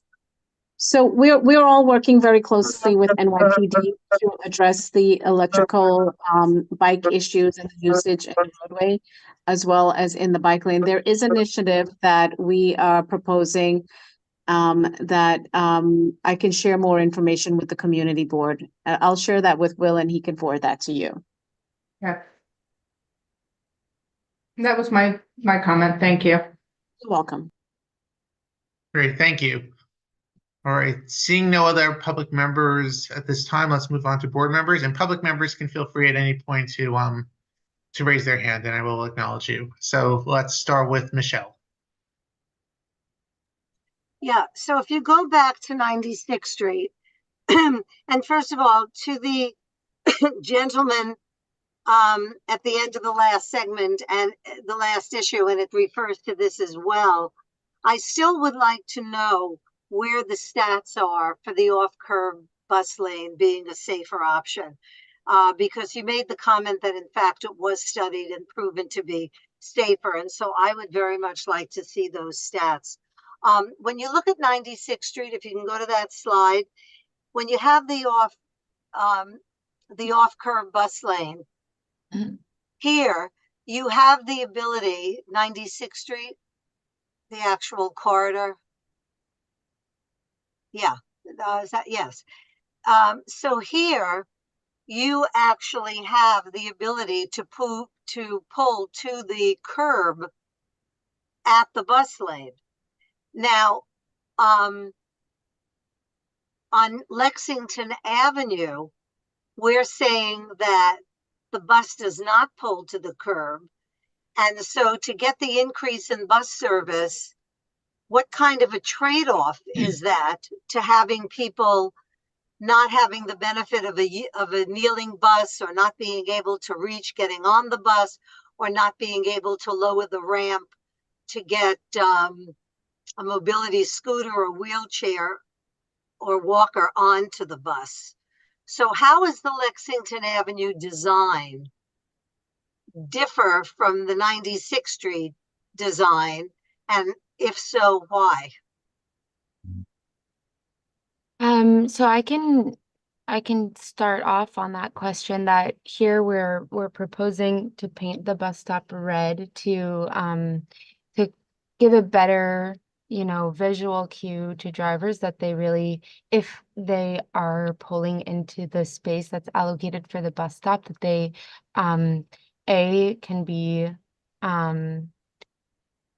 they might not be complying with the rules of the bus lane, and then also to give them the visual understanding that if they block this space, they're going to be blocking the bus from pulling to the curb and prohibiting people with, who need to use the mobility features of the bus from properly doing so. So this is maybe like an extra step up from, not having the bus stop painted. So we're hoping that it will create an improvement. And then I can't speak as much to the Lexington design, but it's something that, we can look into more because these are different routes and every route has But if it slight. makes, I understand that, but if it makes sense to indicate where the bus can pull to the curb for loading and unloading, and pulling to the curb solves the mobility issues of many, wouldn't it then make sense to put that on all of the routes where you're doing a designated off-curb bus lane? Why would you make a decision? What's the rationale? Were there studies done? What's the rationale for doing it in one corridor and not in another? Sorry, I'll just jump in really quick. Just to clarify, the offset bus lane design at the bus stop is the same on Lexington as we are proposing on 96. The reason for why the bus driver may not pull to the curb at bus stops, there are very different reasons for why they, there could be a truck unloading something in a portion of the bus stop. So if the driver pulls all the way in, they may not be able to get back out. There could be obstructions. Some parts of Lexington, there's a lot of loading or unloading or illegal parking that could be happening. So enforcement is a big component of keeping that bus stop clear.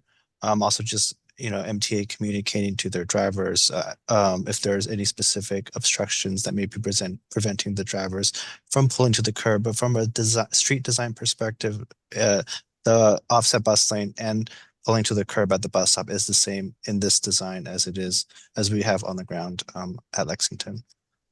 Yeah, let me just say, as a policy, operators should always be pulling into the bus stop. So if they're not, I don't, like Dustin was saying, I don't know if there's some sort of obstruction or what's going on Lexington.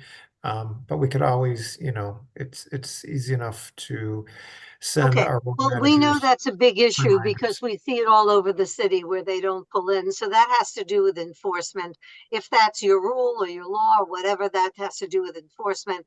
I know there used to be inspectors at various bus stops. I don't know if you still put that out, where you actually have the manpower to actually on a rotating basis and inspect these stops and make sure that the law is, if that's the routine, then that it's enforced. The other thing is I am asking you to please get us that information as to why the bus stop placed this way is a better option and a safety option. I would like to see the stats on that. So are you able to send us that? So you're asking for safety data based on having an offset lane? Yes. A gentleman said that I thought it was like it was being installed, and my comment was that we should have a rationale for installing it rather than installing it and then seeing if it works. And a gentleman said we in fact do have a rationale for installing it. In fact, there have been studies that it improves safety, and those are the studies that I would like to see. Can you make that available to the board? Sure. And I'll just add, in the planning phase for Lexington back in 2019, the rationale was mostly to preserve curb access. A lot of the rationale for offset bus lane depends on both traffic volumes and the land use in the area. So we know that there's a lot of commercial activity on Lexington. The parking and curb access was very important to those businesses. So, and so that's why we decided to propose shifting the bus lane from the curb to the offset lane. So that made sense on Lexington for the reason that you stated, was as a courtesy to the businesses. However, you're doing it on 96th Street, and that is not a business corridor. So you're claiming that this is a safety issue. So where are the stats for that? Because the safety issue were not the stats that supported the decision on Lexington. Access to business was, which is fine. I'm not disputing that argument. I think small business needs all the access and help it can get.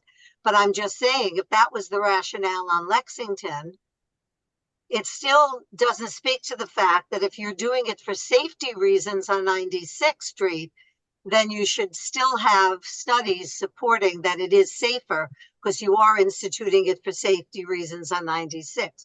So I'm asking you, do you have those stats, and can they be made available to us?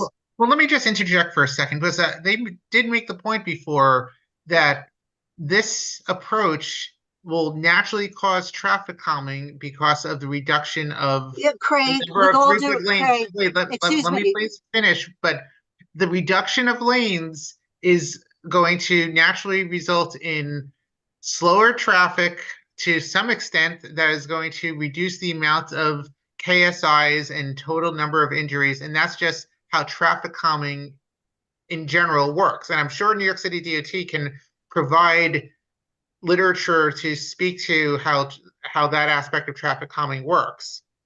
But I'm not, I think they've made the point very clear as to there are two aspects to it. There's the preserving parking and curbside access standpoint. And on 96th Street, maybe it's not businesses as much as providing the ability for vehicles to conduct pickups and drop-offs and for other deliveries to take place and such. But at the same time, it's the design itself and the offset bus lane and the reduction of two general traffic lanes down to one in each direction is going to result in and has shown correlations to fewer injuries and crashes.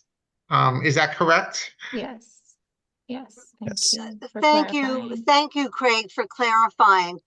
But my question was to the MTA, and I want to know what that rationale is, and do they have the stats to provide it to us? Well, just so you understand, the MTA, we don't put in the bus lanes, so we wouldn't have the stats. I don't know that. Well, I mean, the rationale, the DOT, I'm just asking you, you have rationale. I'm asking you for the stats to back up your rationale. I assume if you made a decision based on information that you have, that information could be made available to the board so we can follow your thinking. Right. So we monitor all of the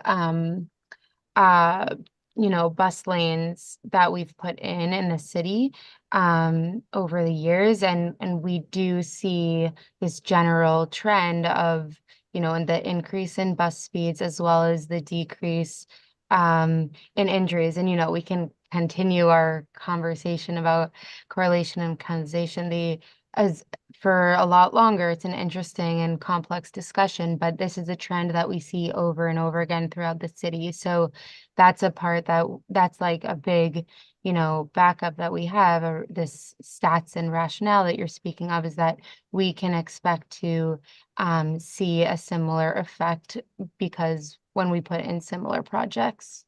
So okay, that's not the same as a study. You're telling me you see trends. I mean, I see trends too. I drive and I see that these off-curb bus lanes, that it causes more traffic, and I see trends, but I don't have. It's anecdotal. So when I say you, do you have trends, anything? Yeah. When I say trends, I mean we extensively study the data that we collect as an agency. So that's something that much of it is accessible, and we can talk more about it if you want to look at particular points or questions that you have about bus lanes. We can talk more about it, but when I say trends, I'm talking about trends in the data that we collect and analyze as an agency. Okay, so that's what so it's much more than just anecdotal. Yes, no, that's fine. Your answer is fine. What I'm just saying to you is you have come to these conclusions. You have made this decision. I am only asking to give this board the information that you have that would necessarily then lead us to the same conclusion. I think, that's Michelle, what I'm asking. I think we understand your ask, and New York City DOT can try to provide us with some information if they have anything specifically available. I don't know that they'll be able to address your question in regards specifically to offset bus lanes, but I think with traffic calming in general, they definitely can provide some information. So let's move on to Paul Crickler, please. You have two members of the public who've raised their hand. Thank you for that reminder. First, we have Oliver. If we could please. Oliver, if you could identify yourself too as you unmute. Yes. Yep. Okay. I should be unmuted now. And your general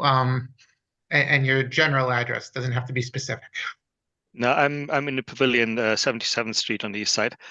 So the bus times discussion earlier, yes, one can specify that in minutes and probably seconds for some segments of what the improvements are, but I'm using the buses a lot more often these days because I have my disabled daughter in her wheelchair with me.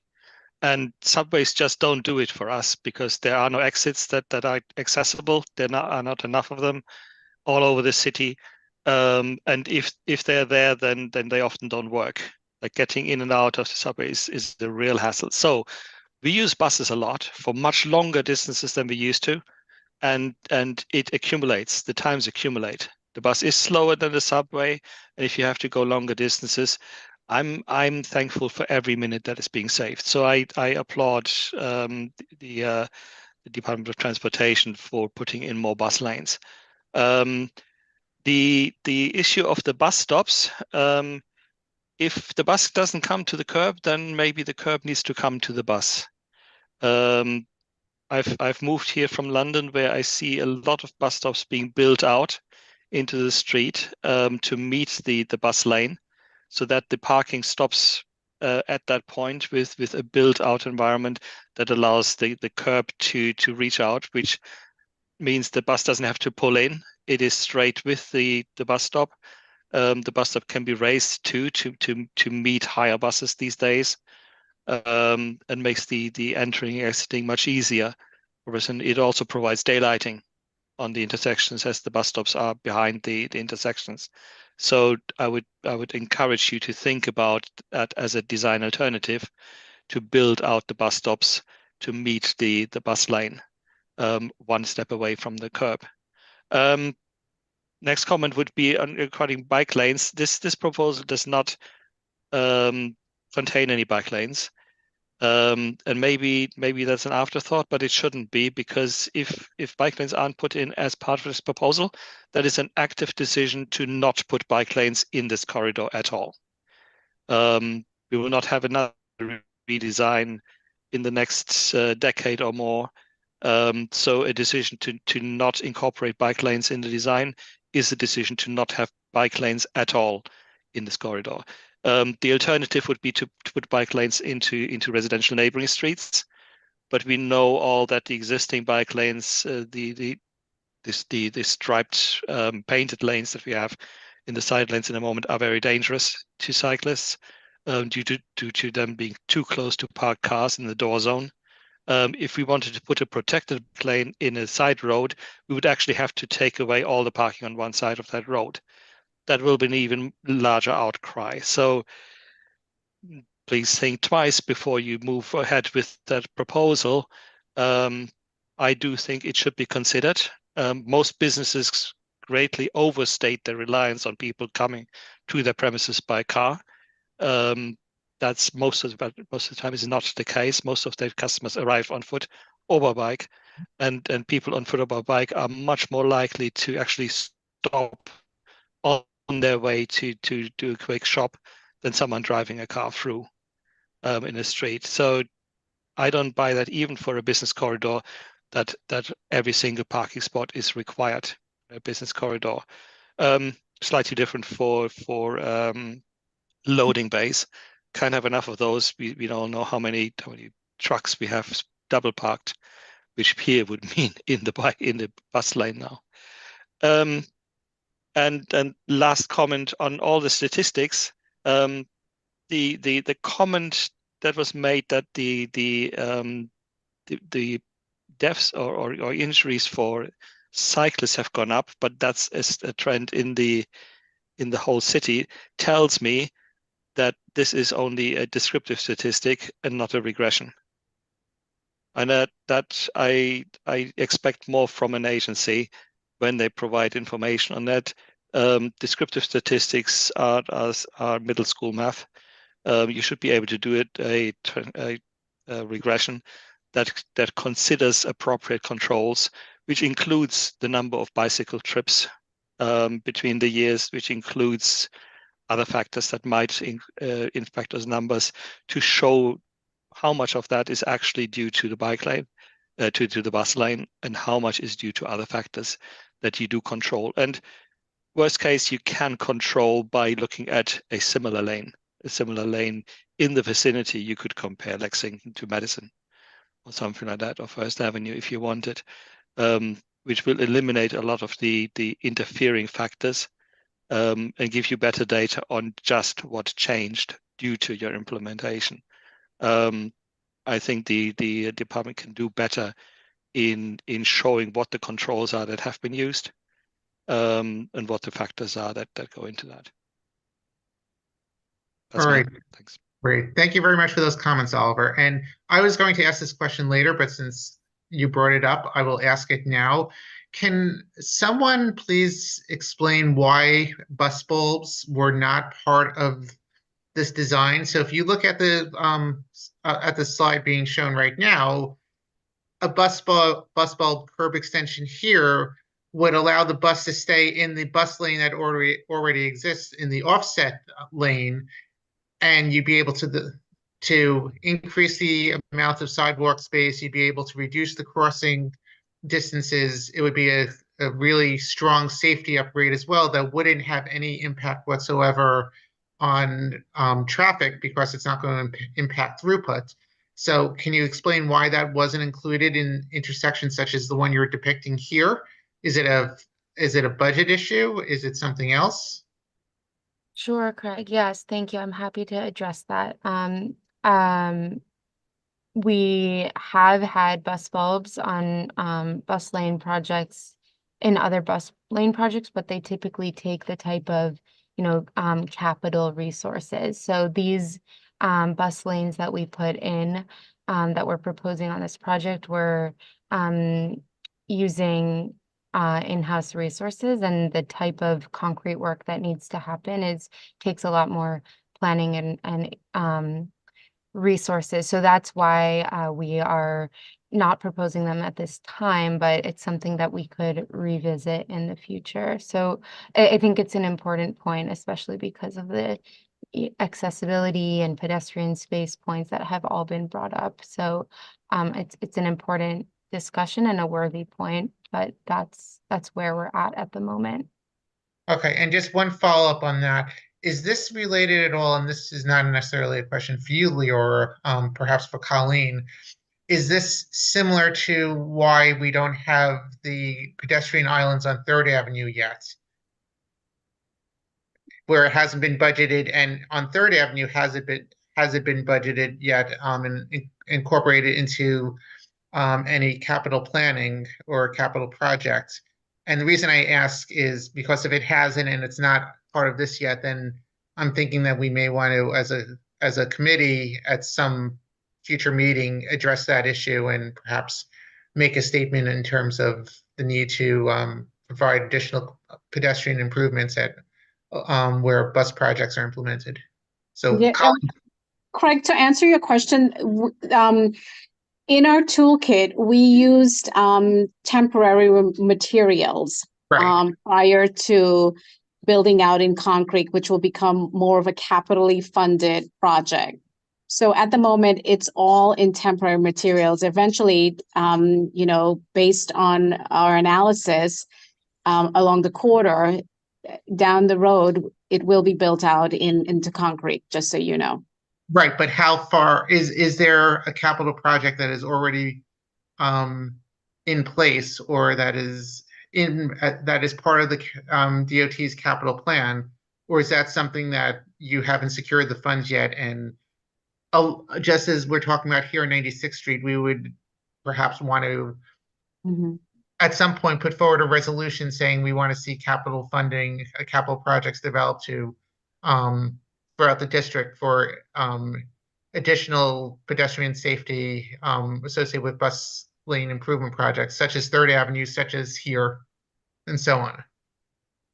Sure. I mean, the board can send us a resolution on that, but I don't think it has to do with budgetary constraints.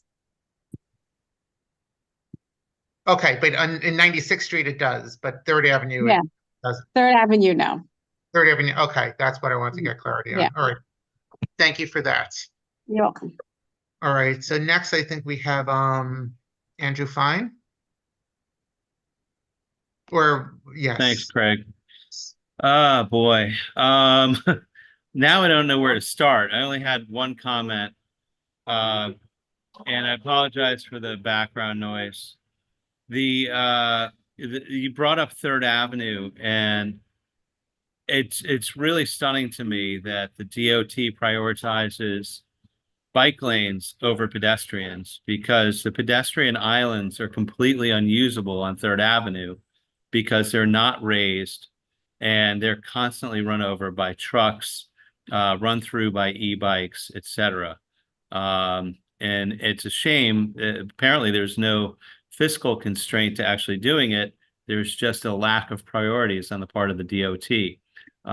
It's clear where their priorities lie. In terms of bicycle stats and accident stats, I want to point out that, again, the DOT has prioritized bicycles. They've built out an extraordinary amount of infrastructure to facilitate bikes, e-bikes, delivery bikes, etc., which an emphasis on delivery bikes.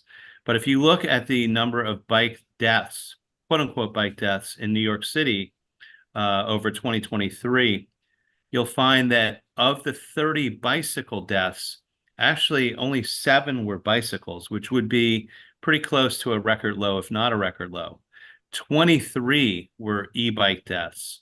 And even of those 23 e-bike deaths, every death is unfortunate, clearly. But 7 of those deaths were e-bikes simply running into inanimate objects, whether it's trees, lampposts, parked cars, what have you. So when we talk about bicycle deaths, we really have to take into account that ever since e-bikes were legalized in New York City, bike deaths, quote unquote bike deaths, including e-bikes, have gone through the roof. But if you really look at it, the speed of e-bikes, the recklessness of e-bikes, the prevalence of e-bikes has contributed greatly, despite all of the DOT's efforts to make biking more safe. At the same time, they've made it less safe.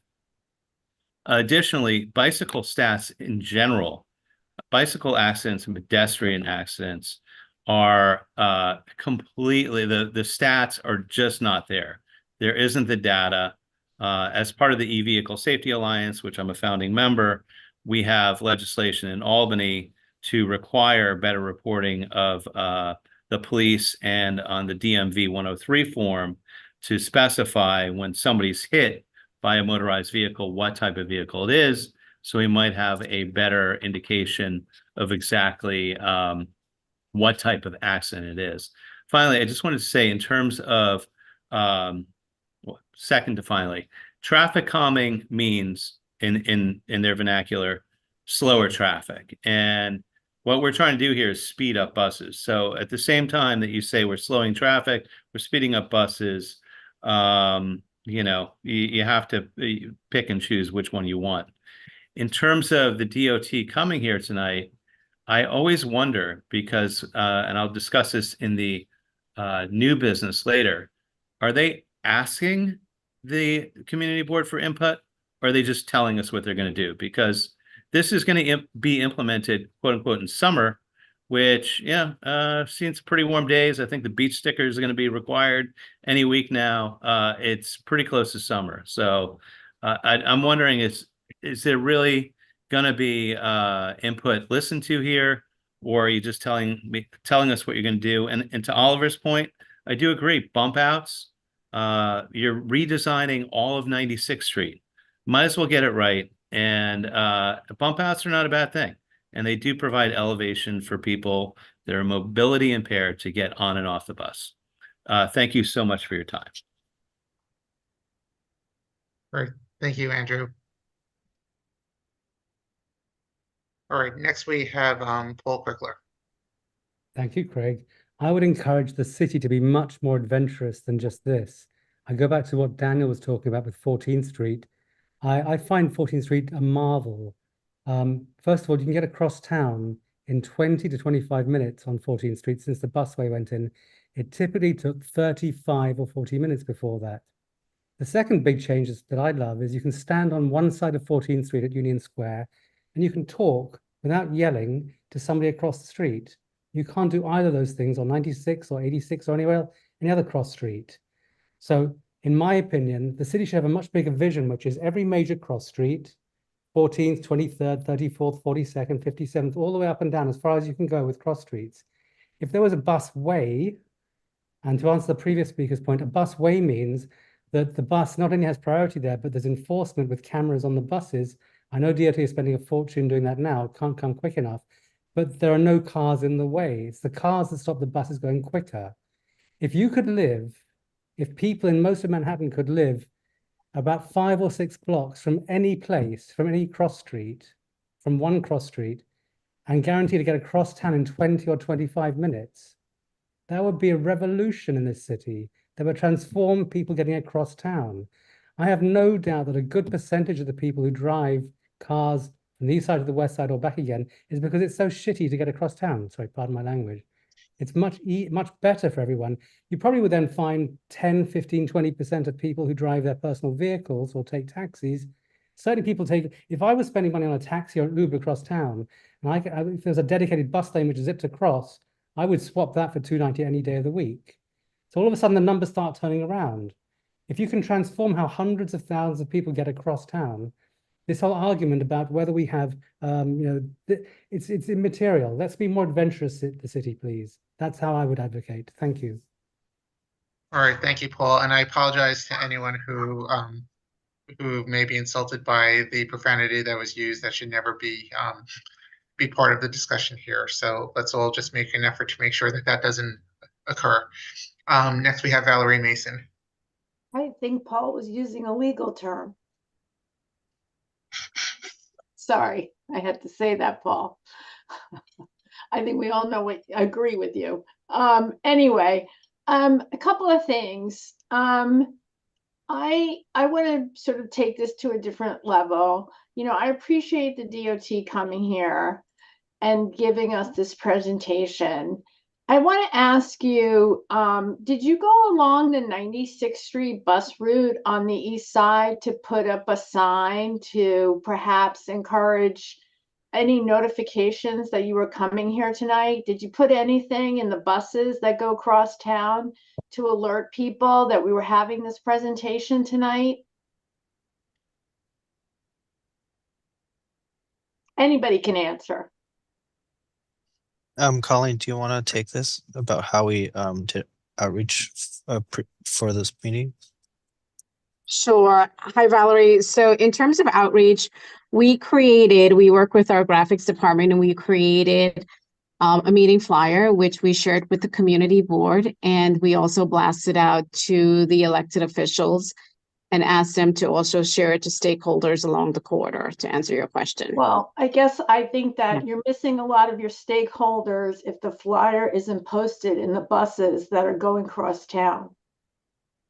And I think that that's something that should be done between now and the time that you implement this program, so that people can, send you emails about what they think about the bus service and what this proposal would look like. I don't think that that's really too much to ask for you to do, so that people can become aware of this, because I think New Yorkers have a lot of great ideas. I think it's, very interesting what Oliver was talking about in terms of the service, and other comments that people have made about, why aren't we putting in the infrastructure that goes along with this in terms of bus bulbs or whatever it is that would make this project perhaps even more successful. And then I want to go back, and I want to start in the sense of when Leora began her presentation. She said that the traffic doesn't move at all. I think we all know that on 96th Street. So I'm not sure how much more traffic calming can there be if if nobody's moving now. I mean, I don't understand that concept in terms of traffic calming on 96th Street. I'm not even getting to, but when you come and start your presentation and say nothing's moving across 96th Street, and the idea, I'm not understanding, and then you say, okay, this is going to improve bus times. What are you looking, how isn't really that if the bus moves 30 seconds faster than it does now, you deem this as a success? how do you rate how this is going to be successful? How are you going to measure? I mean, is it just simply, 5 seconds, 3 stops? I mean, can somebody just answer that for me, please? What's the goal here?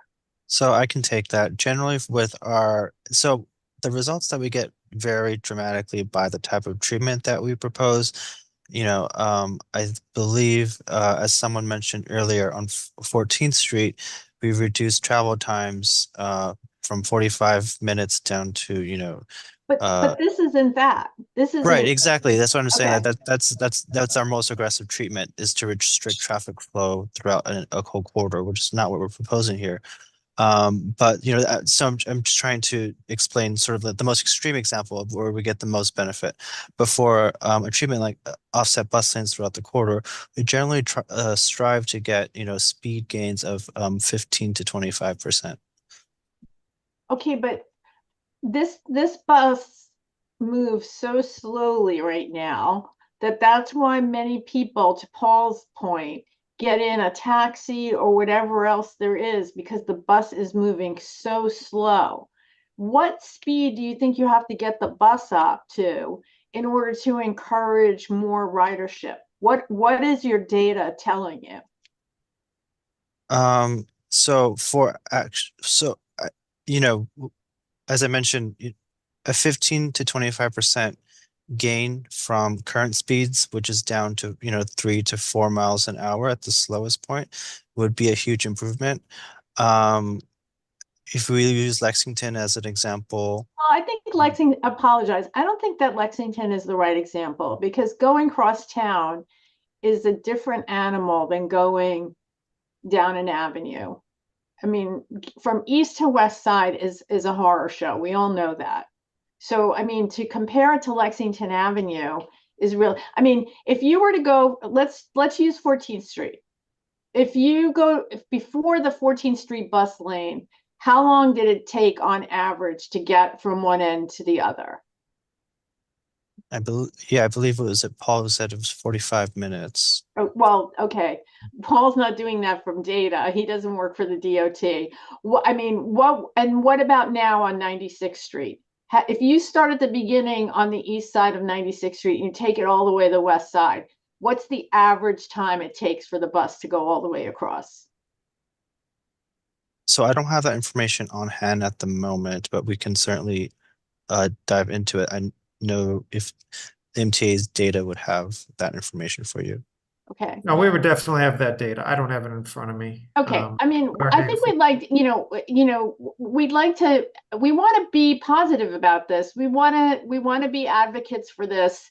And unless you tell us, people say, oh, there's going to be disruption. Oh, but we think that the services that when you get on the bus at the furthest east you can get on the bus, but you'll be able to get to the west side, in 20 minutes, as opposed to however long it takes right now. I mean, I think those things are very important. That's how you sell this, and that's how you increase ridership. If you only go 30 seconds faster, nobody's going to get on the bus. They're still going to do what they're doing right now. The second thing I want to do is, there's like a lot of stuff going on in this project, right? You show us the crash data, okay? I think the question that Jen asked was very, I would suspect that almost none of those crashes involve buses. Okay. The other thing I would suspect is if the traffic is moving so slowly that most of those crashes are as a result of the left-hand turn.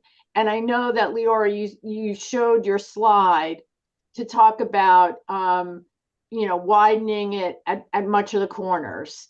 So that is something that has nothing to do with the bus redesign, right? I mean, because I think you're like conflating a lot of things here again. I know you don't like my thing about correlation and causality, but I really think that if you put in those left turn lanes, which DOT has been putting in a lot of places, and the emphasis is on that to reduce crashes. And I believe Dustin said that he thought that one of the reasons that perhaps crashes usually reduce are these left-hand turn lanes. Then it's not really like putting in the bus lane that does it.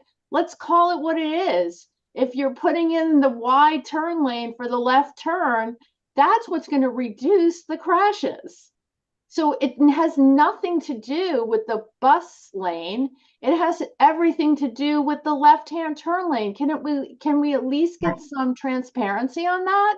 I just know, Craig, I don't want you to give the answers for them. No, I'm not. I would like to point to something that is a comparable project, and that was when New York City DOT and New York City Transit implemented select bus service on 79th Street. And I just pulled up those notes. That was in October 2018, where they came back to provide an after-action review of it.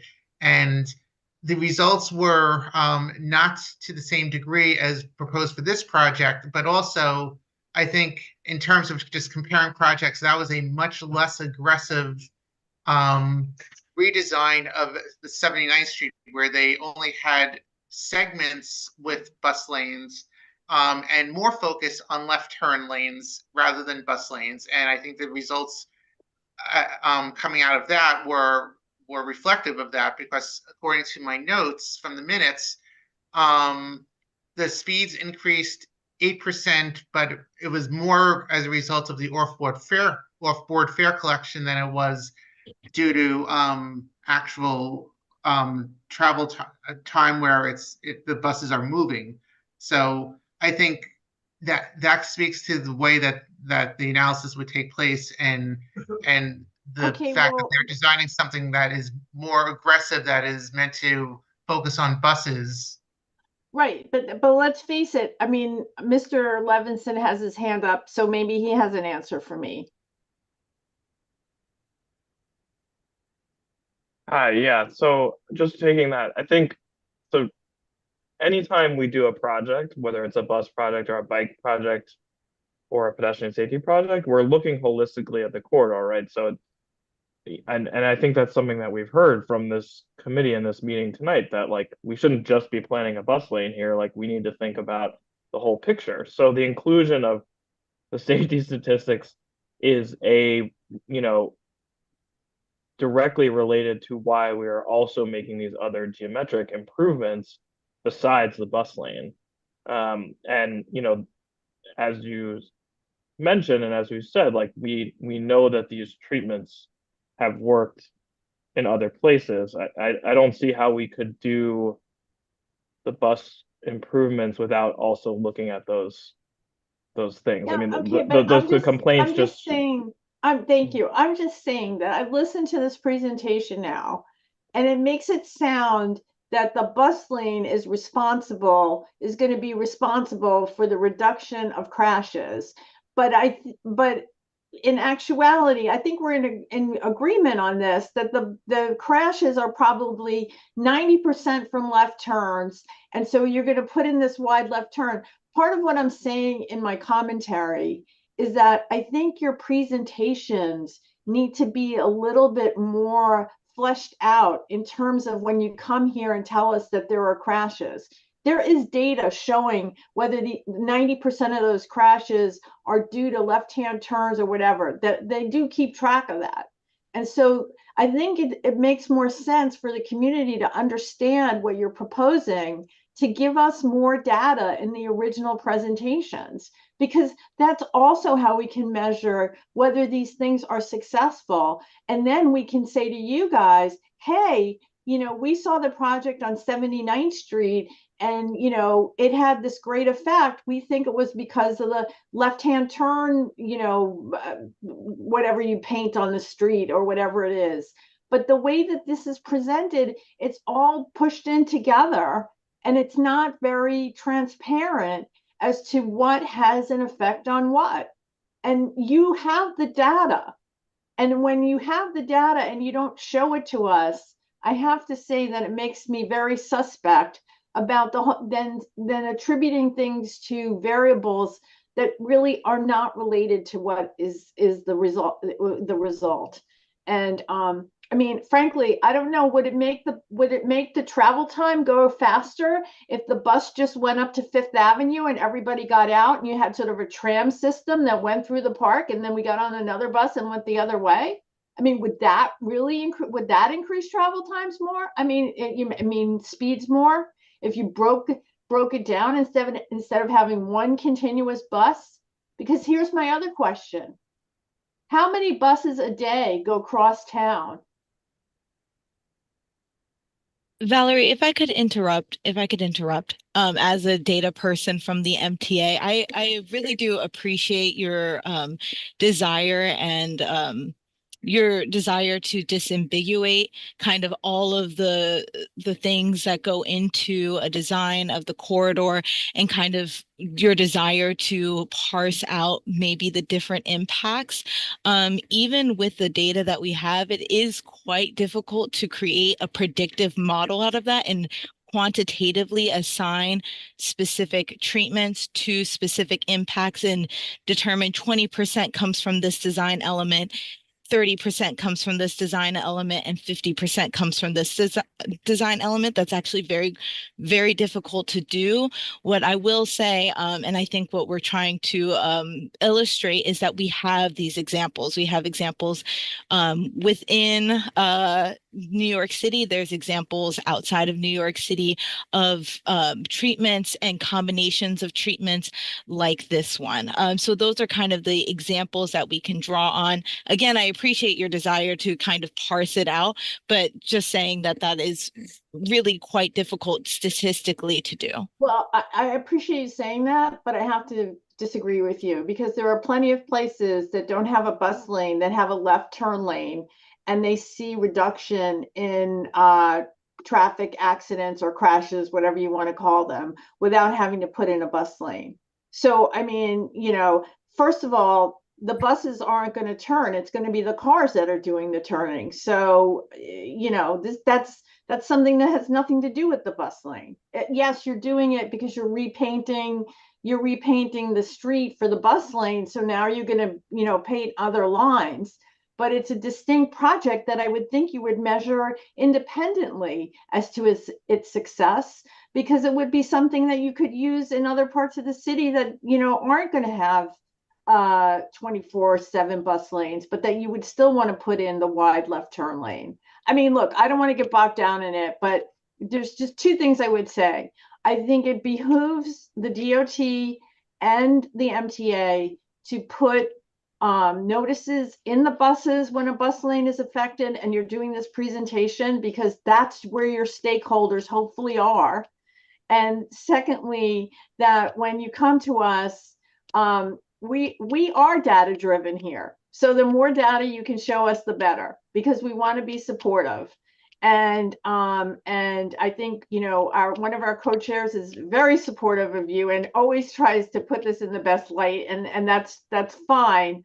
But I think there is a lot more that you can tell us that would make us be more find these projects to be more attractive, because we've had people come before us in years past and tell us, oh, the bus is going to move like 1 mile per hour faster. That's just, for a New Yorker, that I appreciate that it's going fast, but that isn't really an improvement. And that's not going to move somebody out of a taxi and onto a bus. And I think that's your objective. So, I mean, I would feel better if you told me you were buying 20 more buses and you were going to run them cross town. Thanks. Bye. So I really, I hear all of the points, and I'll just say that, we are trying to provide bus priority, but also while we're here, we're studying the safety and better organization of traffic that we can. So, there are a lot of elements to balance, but that's, it's an important effort that we go in and we say, how can we make this intersection function better holistically? And I'll say the other thing is that, I know it doesn't sound like much, like it might be a couple you're saying 30 seconds here or only 1 mile per hour faster isn't much. But for many, many New Yorkers who use these buses who cannot afford to switch to a taxi, like that's what we're trying to provide. We're trying to improve the buses for all New Yorkers. So as much as, you know, we need the buses to improve even more than that so that more and more people will switch to transit instead of cars to, you know, continue that virtuous cycle, there's, you know, there's more to the story.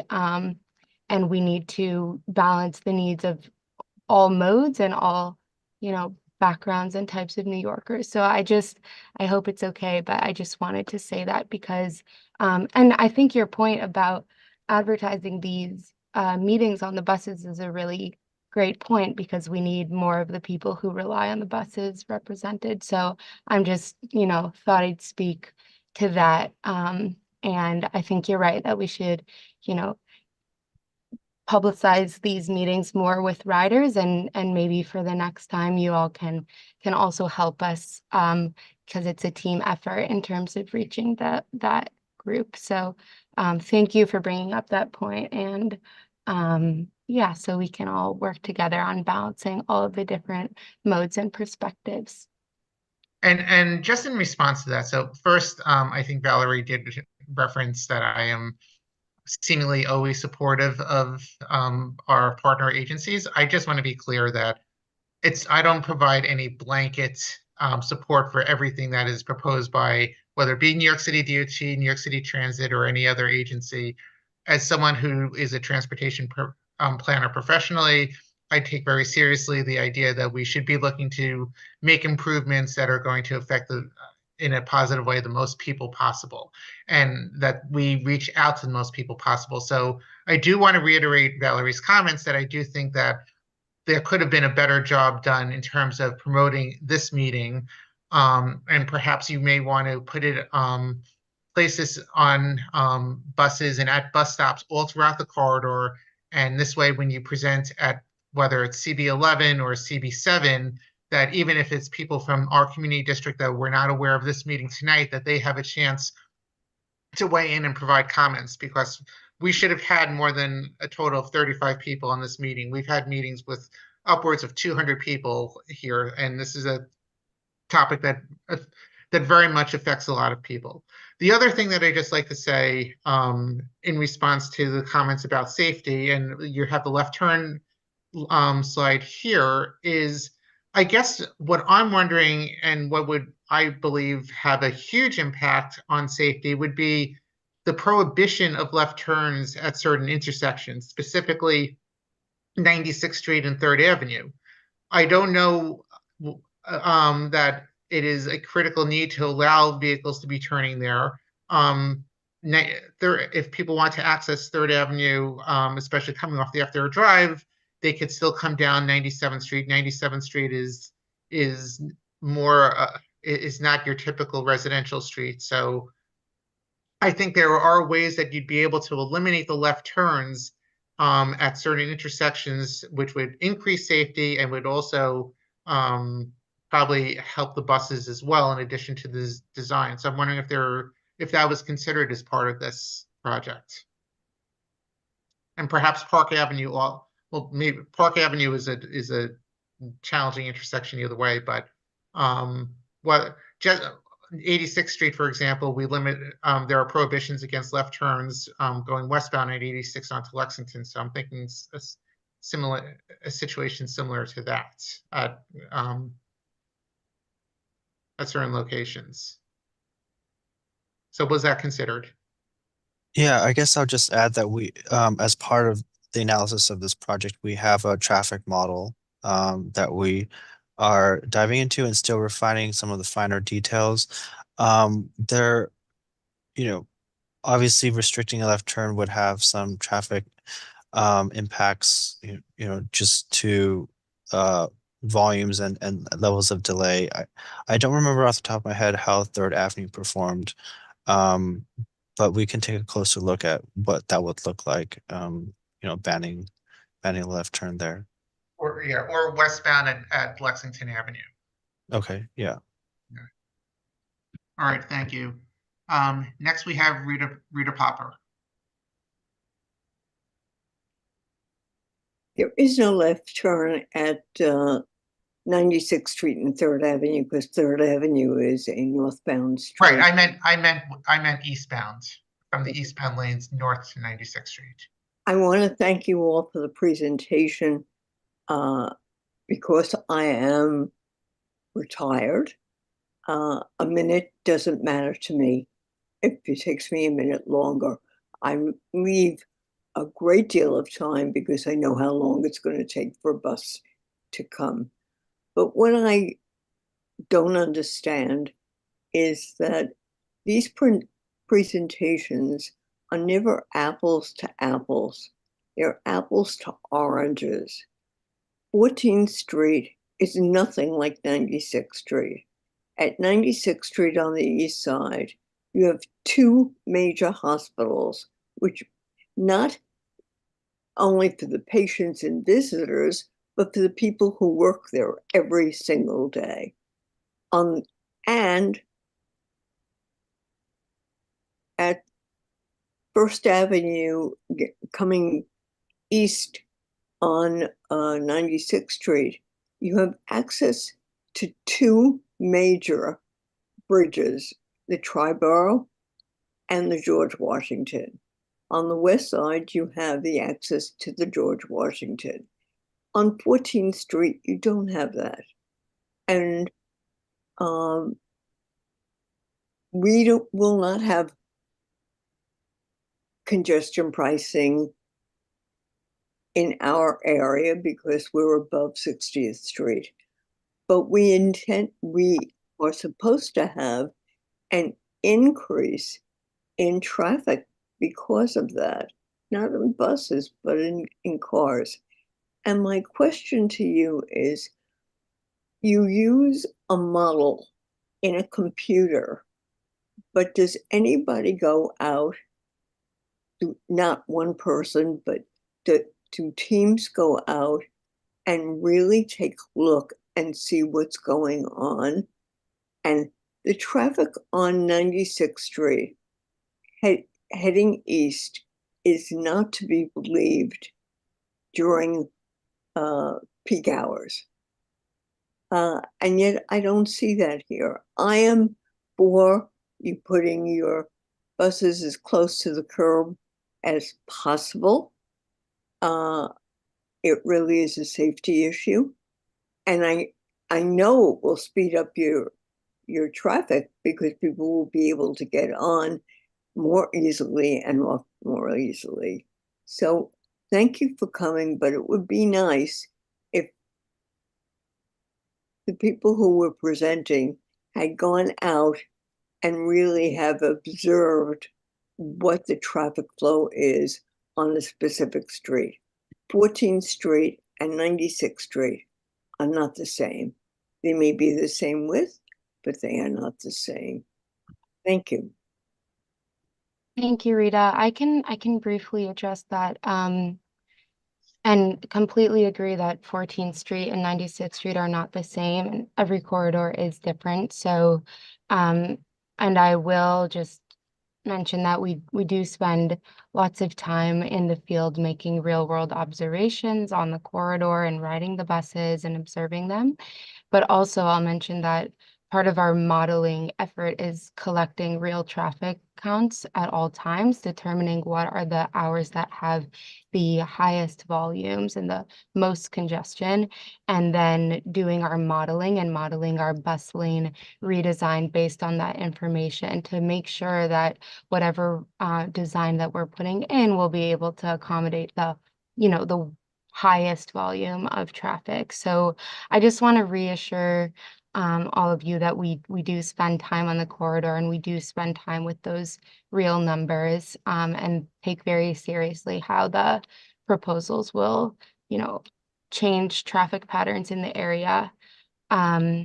Because like I've said before, and kind of is like the essence of this whole, lively discussion we've been having this evening, is that we're talking about balancing all of the modes and keeping in mind all of the different needs on the corridor. And knowing that there are a lot of competing needs and issues, and that we use the resources that we have and the information that we have to and the resources that we have to make the best balance that we can.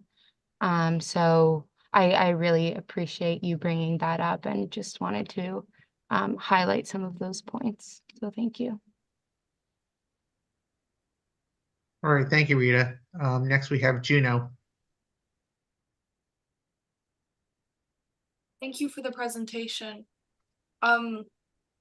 So I used to ride the M96 from 2nd Avenue to the west side every day to work last summer.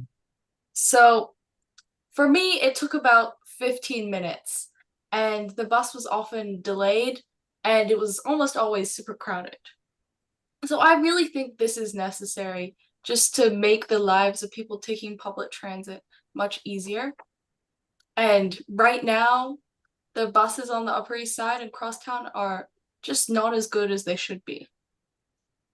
Also, I think that people earlier, especially Oliver, raised really good points about the building out the bus stops. And I think if we have a resolution on this, we should include in our resolution that we would like to see the DOT include building out bus stops as soon as they have the financial means or, the legal means. Also, I wanted to say that there's been a lot of talk about how like bike deaths or like bike injuries are overstated here. And I think the issue is on the Upper East Side and on 96th Street in general. There is actually on 96th Street, it's just incredibly intimidating to try to ride a bike there. I would never do it unless I was absolutely forced to, because there's just right now there's 4 lanes of traffic, the cars are moving, you don't know what's gonna happen. And if we just put in a bike lane there, that could make all the difference. Anyway, I think that's the end of my time, but thank you. All right, thank you, Juno. All right, I would like to try to wrap this up. I know Andrew and Michelle have their hands up. If you could just keep this extremely brief, please, I'd really appreciate it. Thanks, Craig. I just wanted to make a point in terms, I'll be fast, I'm a quick talker, on outreach. As Valerie mentioned, there are, I don't know how many members of the public here. I'm always here, so I don't count. So there might be like 2 or 3 other people chiming in. The DOT has no problem reaching out to people on Twitter when it comes to bike lanes, for instance. 5 days ago, they had Hey Manhattan Cyclists join us to discuss a proposal, and they encouraged bikers to get on the CB6 call to insist on a bike lane in the tunnel between 40th and 48th, where there's already a protected bike lane above ground. The DOT has 163,000 followers. They had no problem chiming in and asking people in concert with special interest groups, Transalt and Streets Blog, to ask people to get to the CB6 meeting about a bike lane. And that tweet, by the way, had 40,000 impressions, 346 likes, 72 retweets, and 130 comments. So let's just face it here. We know what the priorities are for the DOT. The DOT's priorities match up with Transalt, with Streets Blog, with the bike lobby. If they really wanted people to chime in here, they have the ability to do it. But again, it's about the priorities, and their priorities here are the bike interests. Let's face it, we're ignored. Like our input, again, I hate to underestimate it, but I just want to say if they could, they would, and they do for things like bike lanes. Thank you. And right. CB6, that call is going to be crazy, by the way. That's on the 6th. All right, thank you, Andrew. Michelle. It's Colleen from DOT. I just want to answer Andrew quickly. With all due respect, Andrew, I really do appreciate your observations about, the preferences of DOT and what we have been doing. But I've neglected to mention that we did post this meeting on social media. So there was a tweet about it. Thank you. All right. Thank you, Colleen. All right, I Michelle. just want to say that, what concerns me. Well, first of all, let me just clarify about Lexington, the left turn on Lex. That was originally put in because we were having trouble with the Hampton Jitney bus. That was part of its original route. It would come across 86 and make the left turn and pull into that bus stop on south of 86th Street. And as a committee and as a board, we decided that was not safe. And it was one of the reasons for the no left turn. I caution you to be very frivolous about all the no left turns because you create a monster. What I wanted to say, which disturbs me about a lot of presentations, and this is just a comment and my observation, is there seems to be a certain language that the DOT has. And I submit that there are probably a lot of high-paid outside consultants who are asked to evaluate, to see what to do with the street. And when you're asked to do that, you come up with something. When you're paid to come up with something, you come up with something. And I see the language repeats itself over and over again, no matter the location. So that's what concerns me. And sometimes it's too much of what some might call a good thing, others may not, but sometimes it's too much regulation, too much, because there's fallout from that, and there's a lot of repercussions from that. And that's my concern, that there are high-paid outside consultants who are coming in and they have a certain language that they speak in terms of street narrative and what they call quieting. And I think that's what we're seeing over and over again. So that's my only comment. And I do agree. Let's move on. All right. Thank you, Michelle. So before we move on, let me just provide some final comments, and there may be a question that comes out of this. So first, I just want to thank everyone from New York City Transit and from DOT, especially given the length of this meeting, for providing this presentation, being willing to answer questions and to hear everyone's feedback. And I really sincerely hope that you do take the feedback to heart, both the positive and the negative, and if that hopefully results in a refined proposal that incorporates some of these recommendations, that would be great. I just want to note that I was just taking a peek at the traffic data on 96th Street, and it looks like the 2022 data showed that that on 96th Street between 3rd and Lex in 2022, the average daily traffic was about 16,700 vehicles a day. And if you'll recall, at the beginning of this presentation, we showed that the combined ridership on the M96 and M106 on this corridor is 15,500. So we have nearly as many passengers being moved on the bus as there are vehicles. And that's telling. And I think that in and of itself is justification for trying to prioritize bus movement, because buses, you could add capacity, you could add trips, and you could promote the usage of buses by improving conditions for bus passengers. And certainly any effort, I think, to improve buses and improve travel times and improve reliability is something that, regardless of whether you believe that this is going to work or not going to work, but we should all be appreciative that there are efforts being made to try to solve a problem that clearly exists. I think there are definitely some improvements that hopefully were discussed that hopefully can be implemented into this, especially bus bulbs and curb extensions in strategic locations. I think if the modeling shows that there will be a minimal impact for possibly eliminating some left turns are often a cause of increased crashes and impacts to pedestrians and cyclists. This was not intended to be a bike discussion. I sort of regret that we went down that rabbit hole a little. I think there is definitely a need to talk about additional biking across the corridor. And if you'll recall, there was a cyclist just a few years ago who was killed on the 96th Street transverse coming out of it. And yes, that was, I think, technically outside our district, but it was a resident of our district, if I recall. And I think we do need to, and as we're looking at the situation holistically, be thinking about how we may be able to improve cycling to and through the park as well in a broader sense. Maybe not, and I wouldn't think 96th Street is appropriate, especially given all the constraints and the congestion that exists there, but certainly somewhere in and around the corridor. And along those same lines, I don't necessarily agree with those who suggest that we should be going full on busway like 14th Street. I think 96th Street is a different monster.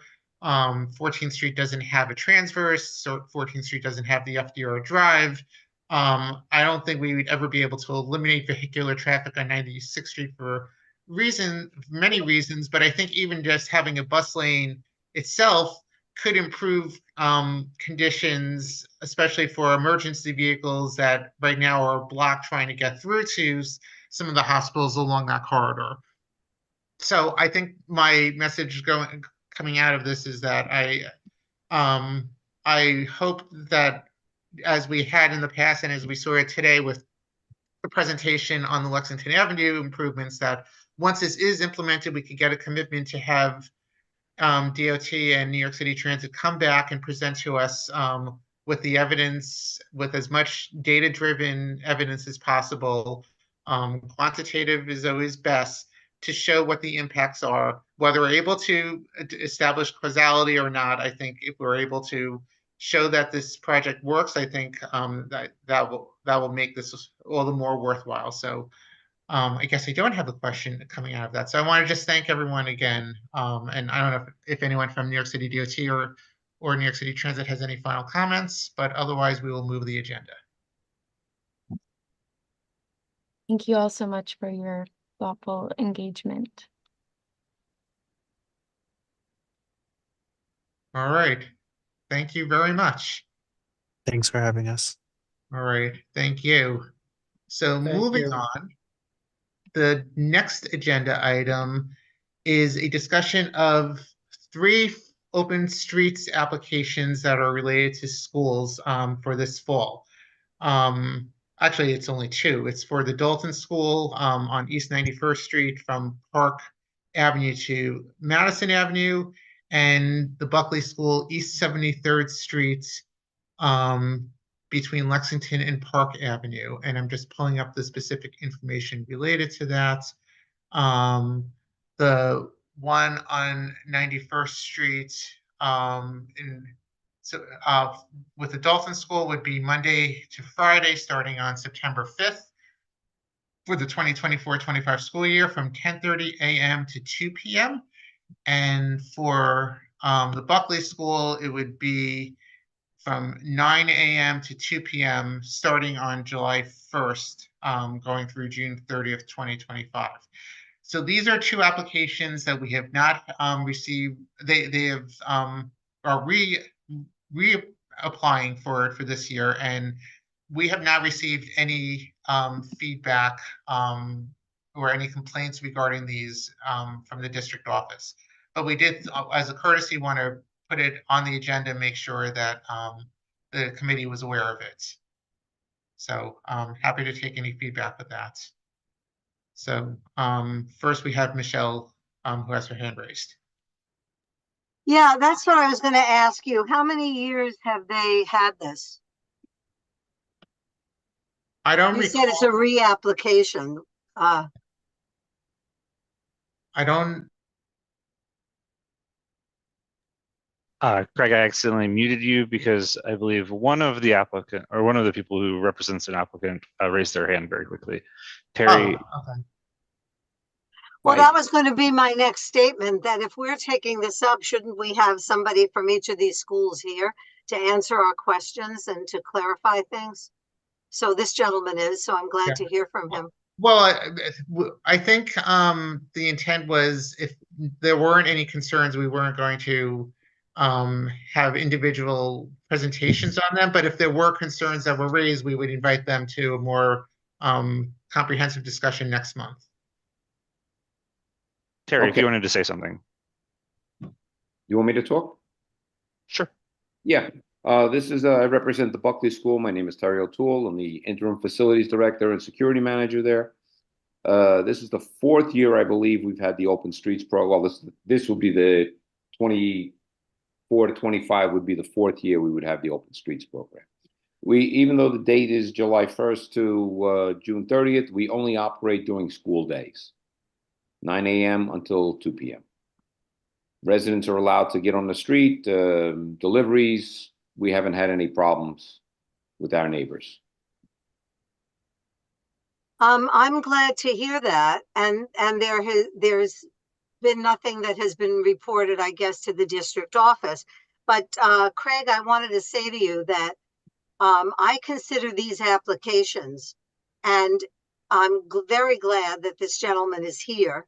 And that should, to my mind, be a policy of this committee, that when we're talking about open streets, that we have somebody here who can answer questions and who can report to us about whether or not there were issues, and not to presume that that's the case. So I hope that becomes the practice of this committee.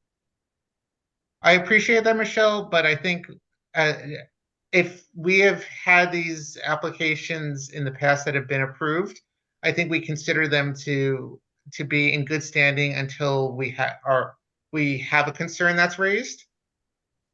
Otherwise, we'd be bogged down in many of these applications on an annual basis. Oh. All right, I think I make a motion to approve the application as we have done before. They're not looking for a resolution from us. Right, we're not this. looking for a resolution. This is, as I said, more of an FYI. Oh, okay. And if there were if there was a strong opinion that we needed to have a more extensive conversation and revisit them, then that would be raised. And right now, I'm only seeing Michelle as someone who would like to have further discussion of it.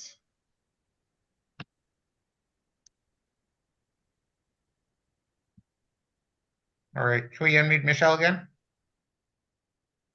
Yeah, all I'm saying is I'm glad this gentleman is here. And when we take up an application, a representative should be here from that entity. Yeah. So I'm very satisfied at the moment with what I've heard. I think if Dalton knew that they were on the agenda, if they were notified, they should have been here. Now, you're not asking for a resolution anyway, apparently, but if nobody acknowledges the agenda, we don't really know if there are any concerns. I guess the office hasn't heard any, so we'll assume the same for Dalton. But we're not looking for a resolution anyway. So what is it that you want for us to deal with tonight? Well, again, it was more just to ensure that there were no members that had any concerns that were brought up to them. If we added it, we can reconsider this policy going forward. I'm happy to talk to Chuck more about it. But the intent wasn't, as I said, to have resolutions passed on an annual basis, unless but if there were concerns with Dalton, for example, we'd have nobody to address the concerns with.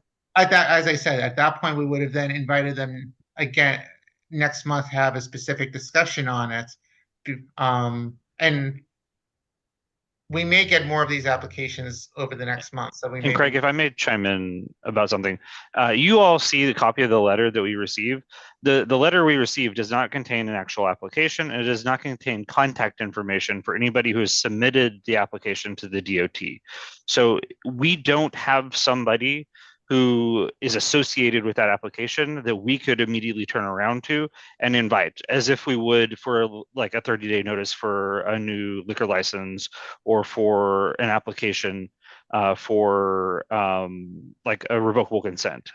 So that's just not something that the DOT even provides us. It's not something that we have the capacity to turn around and send a flyer and an invite to the quote unquote applicant here to actually come to our meeting. That's just not something that you can see in the letter. It's not something that we have. Okay, but Mr. O'Toole was nice enough to come. He was aware that it was going to be discussed, and he Thank you, came. Ms. And I Beck. would just ask that courtesy of the others. Thank you. Yes, thank you for being here in case there were any questions. We really do appreciate that. I'm aware the community board does have questions sometimes about this, so I try to answer as many as I can. Yeah.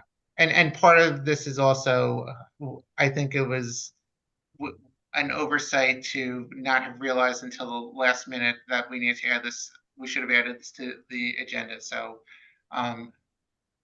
it was a combination of factors, but I don't think it would have changed our approach. But I think we could probably move the agenda right now, and I think we could.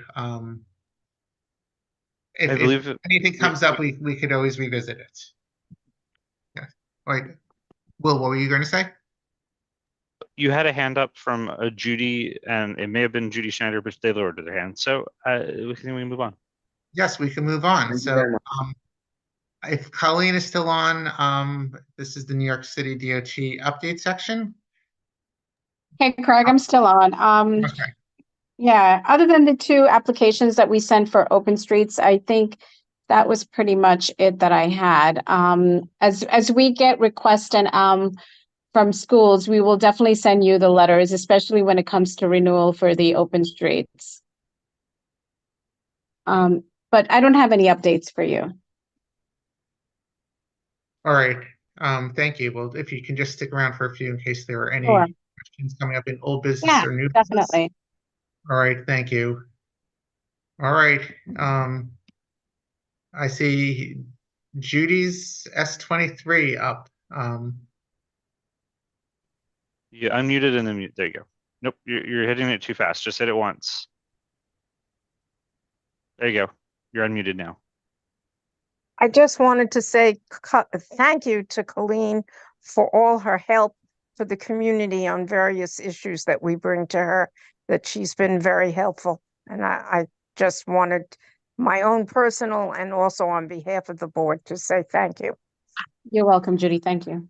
Yeah, and I would second that very much. Judy, have you been on the whole time? Yes, I have been. I'm on my Okay. phone. This is a new one for me. Ah, okay. I've now officially added you to the attendance. All right. Thank you. Michelle? Move to adjourn. Someone please second? Paul and Valerie. Okay. Great. Well, thank you, everyone. And we will see you next month. Have a good night.